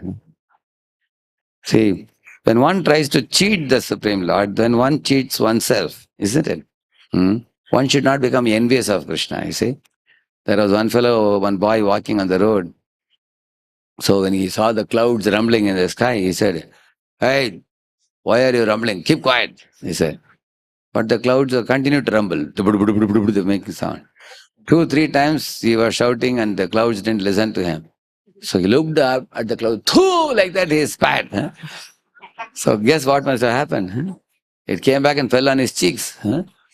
So his own saliva fell on his cheeks. Similarly, one tries to cheat Krishna, then one cheats oneself. Yeah. You know, when I had gone to Bhopal, one Mataji was telling, "Prabhu, in my home I am the only devotee. My husband, my son, and husband's parents, nobody is a devotee. And they all tease me when I am offering bhoga to Lord. They're asking, you're keeping food in front of the picture. Is the picture going to eat it? Ha ha ha. Like that they make fun out of me. I feel very uneasy to live in such a place, but I can't run away anywhere. I have to live in the house." So I was answering that question. I said, yeah, practically everybody now in the mobile or in the computer, you keep photos of your relatives and friends and sweet memories. And sometime or other, you go through those videos. How many of you do that? Videos or pictures? Correct? You go through. But what is it on a computer screen? These are only combination of pixels. So you tell your family members, why are you so mad after the pixels? Pixels, electronic pixels, correct now? So, but when they see the pixel combination, they are not seeing the pixels. What are they seeing? They are seeing persons. When you watch a photo of near and dear ones in your computer screen, you are not seeing the combination of the pixels in the computer. You are seeing your as if your real relative is there. Similarly, although the deity form of the Lord is made of stone or wood or metal or anything like that, you don't see that combination of metal or wood or stone. You see your Lord of your love. You see. So that is only possible when you look at the Lord with eyes of love. Premanjana churita bhakti vilochanena santas sadeva hridayeshu vilokayanti. So that condition is there. Krishna says, you look at me with love, then I will appear to you like Krishna. You look at me with eye of envy, then I will look like a stone, I will look like a wood for you. You will not see me. It's not possible. There is a condition. Just like when you're coming into the temple hall, you can't come with chapel inside the temple hall. You have to leave it at the entrance, correct, no? That condition you have to follow. So, but atheistic fools, they don't want to follow the condition and they want the Lord to appear in front of them. Prabhupada says, definitely Lord will appear for atheistic people at the time of death. And any intelligent, sane living entity can see that, as I am approaching old age, my bodily strength is being taken away. My money in the form of bank balance is going to somebody else at the time of death. And most importantly, the duration of my life is getting reduced. Imagine a man lives for 80 years, as the summer and winter seasons keep changing and the years keep passing. His ayush is being reduced. Lord is stealing. See, if somebody steals your mobile or laptop, you may not mind, but somebody steals your duration of life. And the day of death, everything is stolen away. So in this way, the Lord is stealing one's duration of life as Kala. But the foolish atheists cannot see that. But they will only see God coming at the time of death when it is too late. And then they are rewarded with the ghastly future for the evil actions that they have performed during the course of their life. But a devotee of the Lord sees Krishna 24 hours a day. There is no... So one devotee asked Prabhupada, how can we see Krishna everywhere and in everything? Prabhupada said, look at the water in the river. Rasoham Apsukaunteya, Krishna says. And they are walking in the garden, the sunlight is touching your body. Pravasmi Shashi Suryayo. You will see that. Prabhupada said, you are asking how to see Krishna, but I am asking, how can you not see Krishna? He is everywhere, pervading us through his energies. So that is why when Hiranyakashipu asked Prahlad, show me, where is your Lord? Prahlad said, he is everywhere. So just like sometimes you have a pen in your bag, in your pocket, and you are searching it everywhere. And then your son or daughter may show you, Papa, your pen is in your bag, pocket. Similarly, Lord Hari is in your heart only, but you're searching him everywhere because of the Atma Buddhi, because of bodily consciousness. So he tried to cheat God by getting immortality, but he himself got cheated. Krishna says, Dyutam Kalayatamasmi. If anybody tries to cheat me, they will themselves get cheated, he says. Also, is Narsimha's anger. Some people say that, why did God jump out of the pillar in such a ferocious form, making such a loud noise? Hearing Hiranyakashipu, will all people not get frightened? Ideally, we say one should be very calm, cool, collected. You shouldn't become angry, we say, no? But actually, Lord's anger is liberating. It is not binding. Our anger may be binding because Lord is liberating whom? Hiranyakashipu. And is giving great pleasure to Prahlad. Was Prahlad afraid of this form? No, he says, Naham bivemya jitateti bhayanakasya jihvarkanetra baguti rabasogra damstrat antra srajakshata jakesha shankukarna nirhradabhitati gibari vinnakagrat tastosmyaham kripana vatsala dussaho. You know what he says?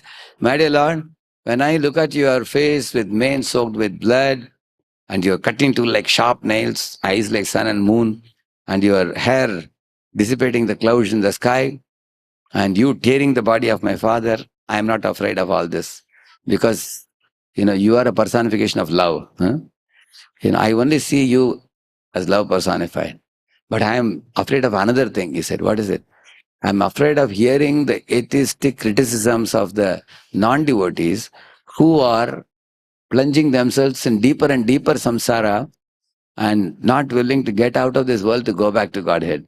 When I look at their stature and position and look at their, foolishness and atheism, on one hand I feel pity, on the other hand I hate their association. And I am afraid that some such words they are very painful for me. If somebody criticizes you, that's very piercing and painful. That I am afraid of, not this form, he said. So Lord's anger is liberating anger.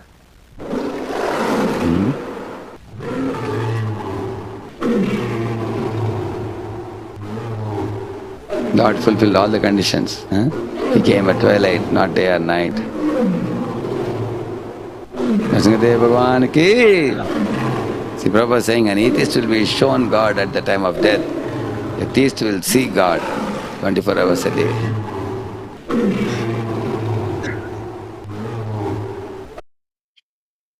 So Lord finished all the other. So our anger is binding. Lord's anger is liberating. So these are the summary points. Lord's avatar is for Bhakta Uddhar and Prema Bhakti Prachar is his prominent reason. Asura Samhar is secondary for him because he can kill Asuras. If you wanted to kill Hiranyakashipu, you can just block one of his arteries or something like that. It's not a very big deal for him. Anytime somebody dies by serpent bite, somebody dies by heart attack, somebody dies by this, different ways. But Lord actually comes especially to establish Bhagavata Dharma, Paro Dharma, Shuddha Bhakti. All contradictions are resolved in him. And one who cheats God cheats himself. Last thing about Prahlad. See, Prahlad is a missionary preacher. And he knew the art of convincingly presenting philosophy. It's very important. So, his friends asked many questions about material enjoyment because they are all born in which families? So they are born in demoniac families. So our devotee children also should be trained not only to memorize shlokas or sing bhajans or worship the deity at home, which is all very good, but they should be made to think aloud and ask questions.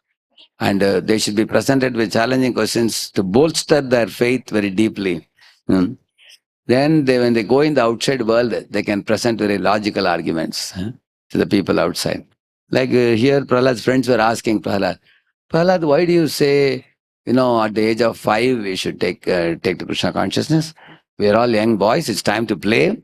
But Prahlad said, my dear friends, in a span of 100 years, 20 years are gone in play. Last 20 years are gone in bedridden, passing stool and urine. Huh? Half the lifespan is gone in sleeping for sense gratifiers. Huh? Another half is gone for doing job and everything. At the end of the day, if you have 100 years lifespan, you get only 5-10 years out of that. Therefore, Shubhasya Shigram. Huh? As soon as you are born, try to take out some time for Krishna consciousness. Plus, a green bamboo can be bent, but a dry bamboo will break. So those who didn't take to Krishna consciousness in the early years, suddenly at the age of 60 or 80, for them to take to it becomes a bit challenging. Huh? Because they are having a set pattern of reading newspaper, drinking chai, watching movie. Huh? They get used to it. For them to change becomes very difficult.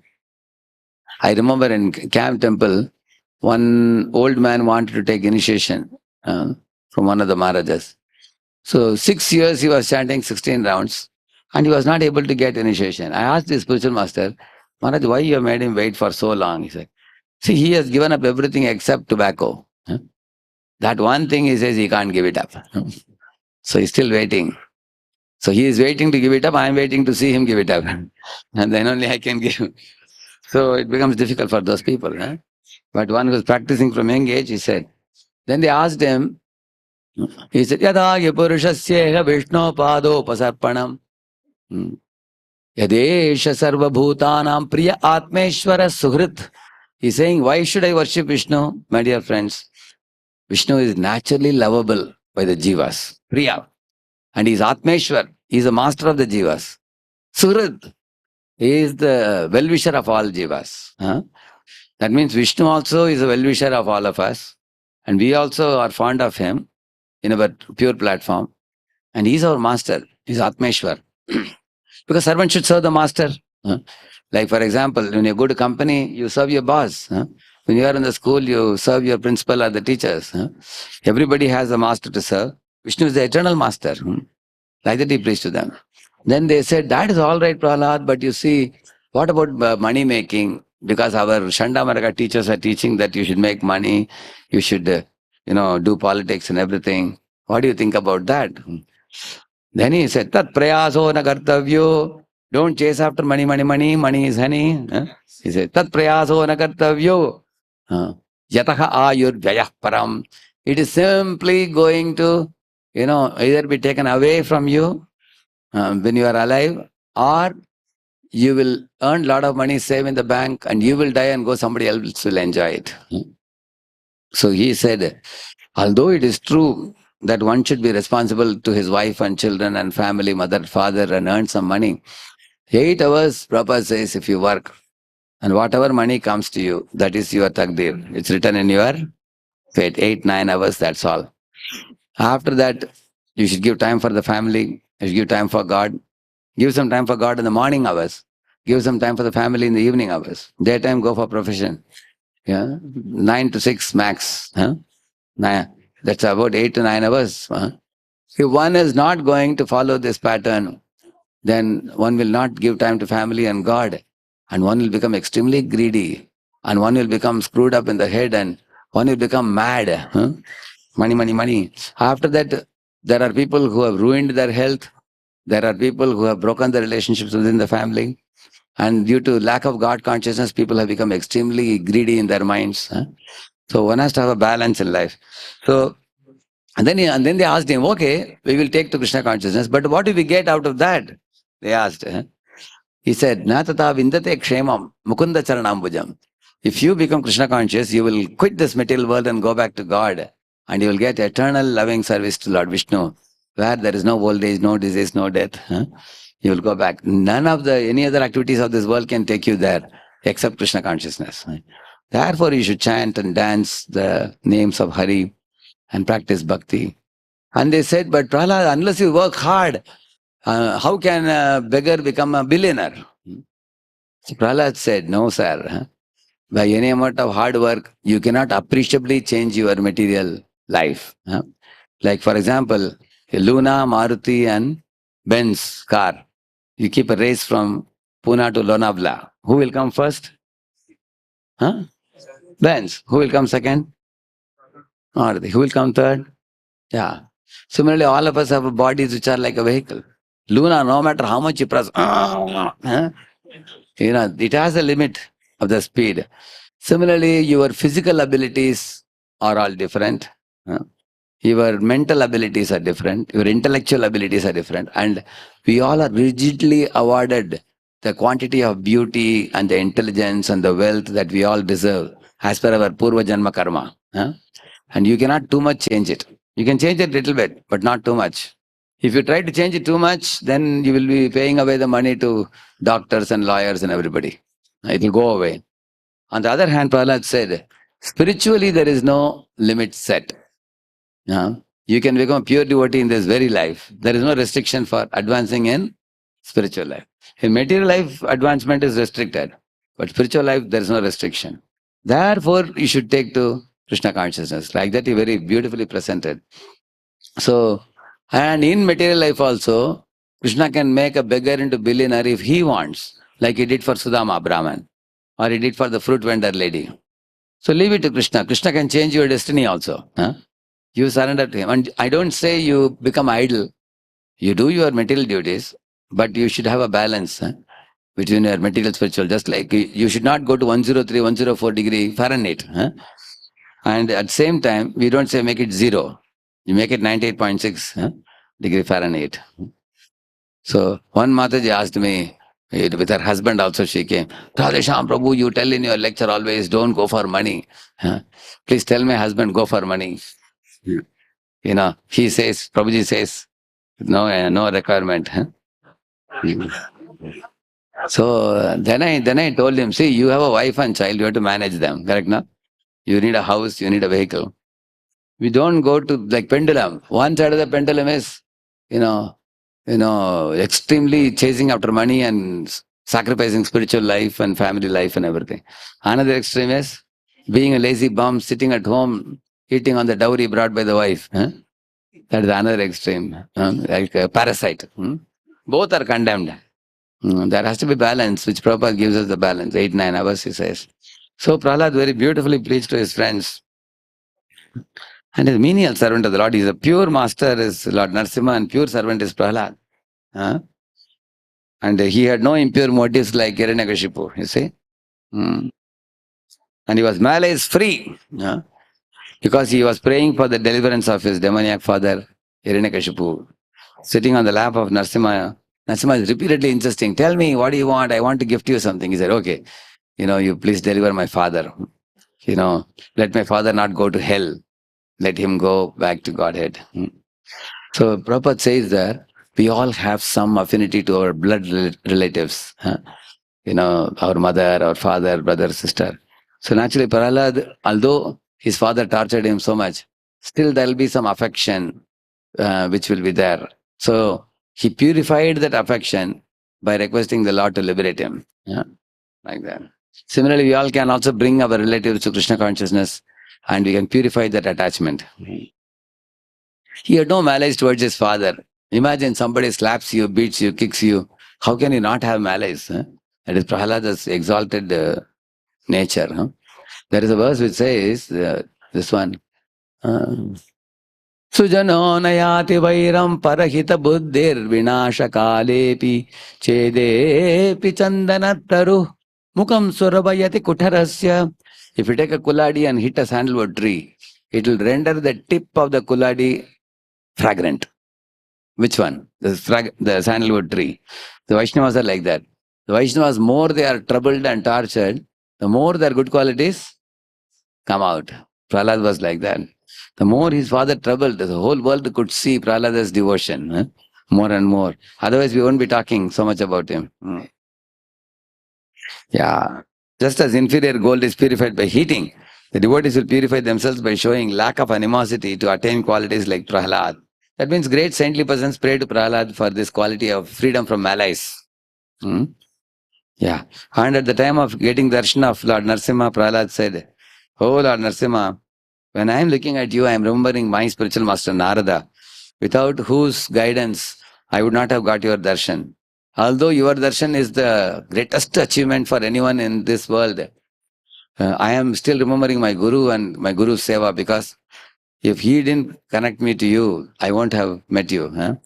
So, like that he says, Evam janam nipatitam prabhavahi kupe Kamanuya prapatan prasangat Kritpatmasat sura rishina bhagavan grihita Soham katam nu visruje tava bhritya seva. I was fallen into the well, a pit of snakes and scorpions and deadly things like demoniac association, he says. Huh? But my spiritual master picked me and brought me out and engaged me in your devotional service and made me as pure as himself, he says. That means, my Guru gave me the chanting process, he gave me the devotional service process, study of the scriptures, and he purified me. Although I am born in a demoniac family with demoniac body, demoniac blood flowing in my body, now I am behaving like a devotee. How is this possible? It is only by the transcendental touch of my spiritual master. Otherwise, I am supposed to be acting like my father. Uh, if I am a seminal son of Hiranyakashipu, then I would be behaving like a demon. Actually, this is true for all of us in our life also. You can see that until we came across our spiritual master and ISKCON devotees and Prabhupada books, we were taking another direction. I was just thinking, when we were in school days, we used to get this song book, but not Vaishnava song book. What song book? Cinema song book. In South India, cinema songbooks are available, 4 or 5 pages. And you first watch a movie and you come out and purchase cinema songbook in the shop right opposite to the theater. And then go home and memorize the songs. And then keep la la la la, keep singing. Keep singing the song. Now, by Prabhupada's grace and our spiritual master's grace, now we are singing what songs? Vaishnava songs, isn't it? Similarly, you see on the movie screen, I like this actor, I like that actress, and that actor, actress, if they are acting, any movie they put up, we have to go, isn't it? How many of you had favorites before? You didn't have favorites at all. Now slowly they are raising. I also had favorites, don't worry. We had favorites. But now we have understood those heroes are all zeros. Now we have got Nayakanam Shiroratnam. Krishna is the ultimate hero. He is Shadaishwarya Purna Krishna, Hoya Suryopama. So thanks to Prabhupada and his disciples who saved us. Otherwise, imagine hooking on to such material heroes and heroines. Where will we go? We will be repeatedly born again and again.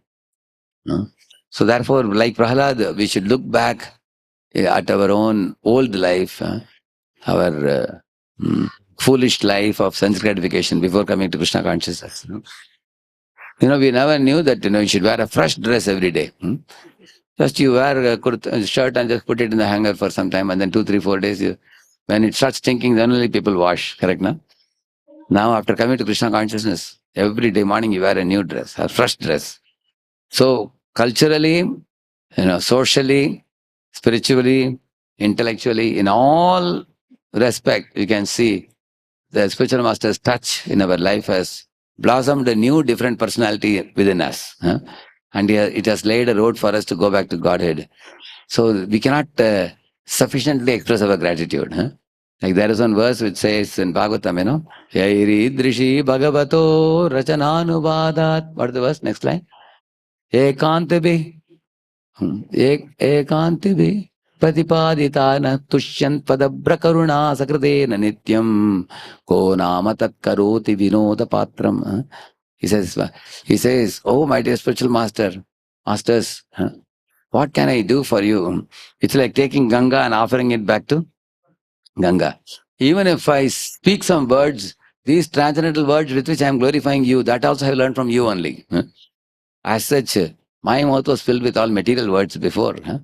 So you have modified my life, you have transformed my heart.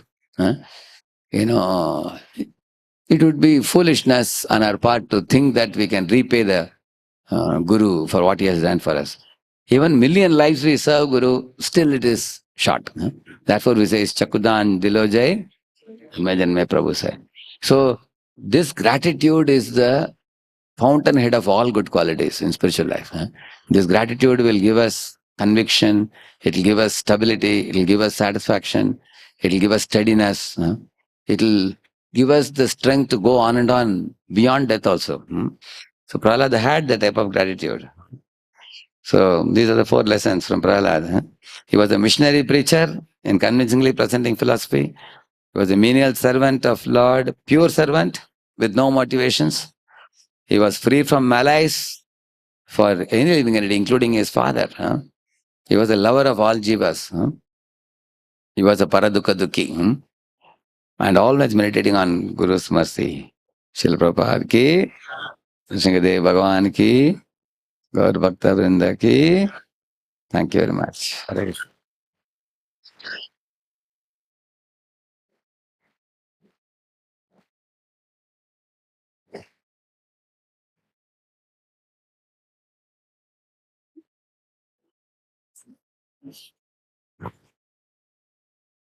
That is one very beautiful.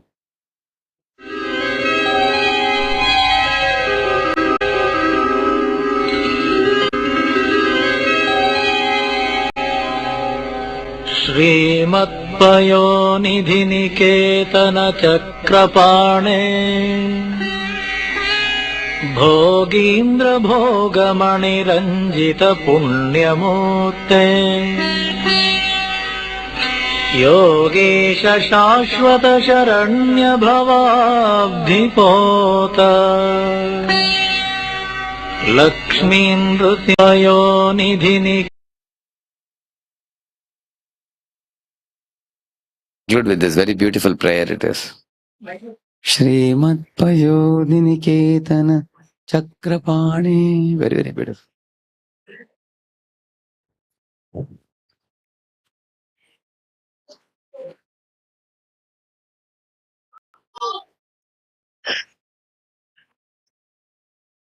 So when the song is coming in the fourth line, you all can recite together. Easy to recite. Lakshmi Narsimha Mama Dehi Karavalama. Other lines you can start. Krapane Panane Aghanipidane Srimat Payonidhiniketana Chakrapane Bhogindra Bhogamani Ranjita Punyamurte Yogesha Shashvata Sharanya Bhavabdhipota Lakshmindra Mama Dehi Karavalambam Brahmendra Rudra Marudarka Kirita Koti Sanghattitangri Kamala Malakantikanda Lakshmi Lasatkucha Saroruharajahamsa Lakshmindra Mama Dehi Karavalambam Samsara Ghora Gahane Charato Murare Marogra Bhikara Mriga Pravaraditasya Artasya Matsara Nidagani Piditasya Lakshmindra Mama Dehi Karavalambam Samsara Kupamati Ghora Magadhamulam Samprapya Dukkha Shata Sarpasamakulasya Dinasya Deva Kripana Padamagatasya Lakshmindra Mama Dehi Karavalambam Samsara Sagara Vishala Karala Kala Nakragraha Grasana Nigraha Vigrahasya Vyagrasya Ragarasanor Pidhitasya Lakshmindra Mama Dehi Karavalambam संसारवृक्षमघबीजमनन्तकर्म शाखाशतं करणपत्रमनङ्गपुष्पम् आरुह्य दुःखफलितं पततो दयालो लक्ष्मीन्दुसिंह मम देहि करावलम्बम्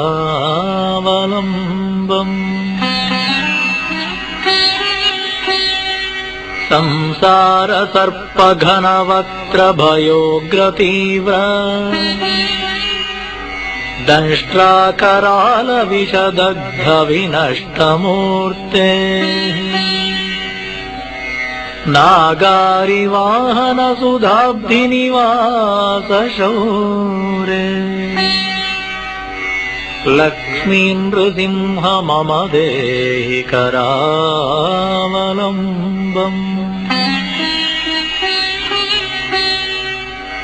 संसारदावदहनातुरभीकरोरो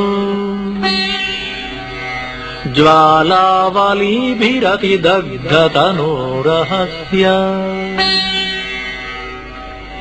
त्वत्पादपद्मसरसीरुहमागतस्य लक्ष्मीनृसिंह मम देहि करावलम्बम्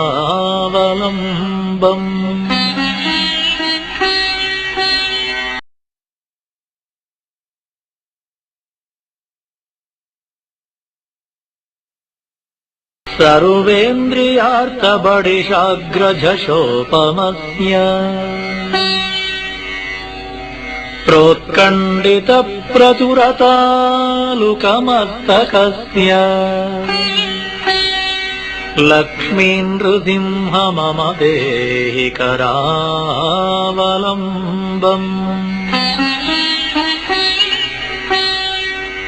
संसारभीकरकरीन्द्रकराभिघाता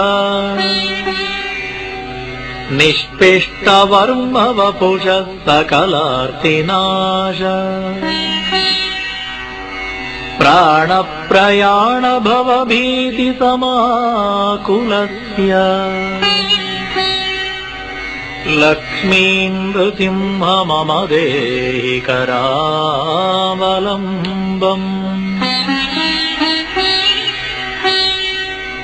अन्धस्य मे हृतविवेकमहाधनस्य चोरैः प्रभो बलिभिरिन्द्रियनामधेयैः मोहान्धकूपकुहरे विनिपातितस्य लक्ष्मीनृसिंह मम देहि करावलम्बम्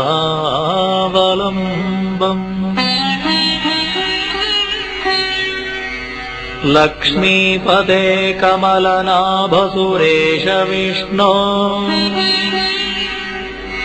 वैकुण्ठकृष्णमधुसूदन विश्वरूप ब्रह्मण्यकेशव जनार्दन चक्रपाणे देवेश देहि कृपणस्य करावलम्बम्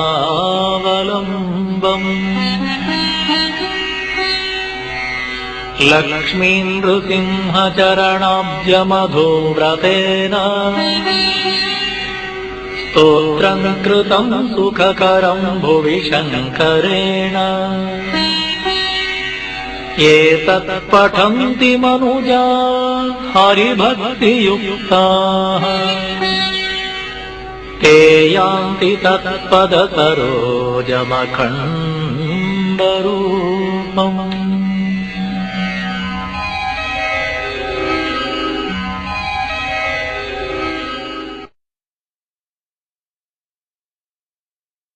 भक्तराज प्रहलाद महाराज की, श्रील प्रभुपाद की, अनंत कोटि वैष्णव वृंद की, कलियुग पावन हरिनाम संकीर्तन की।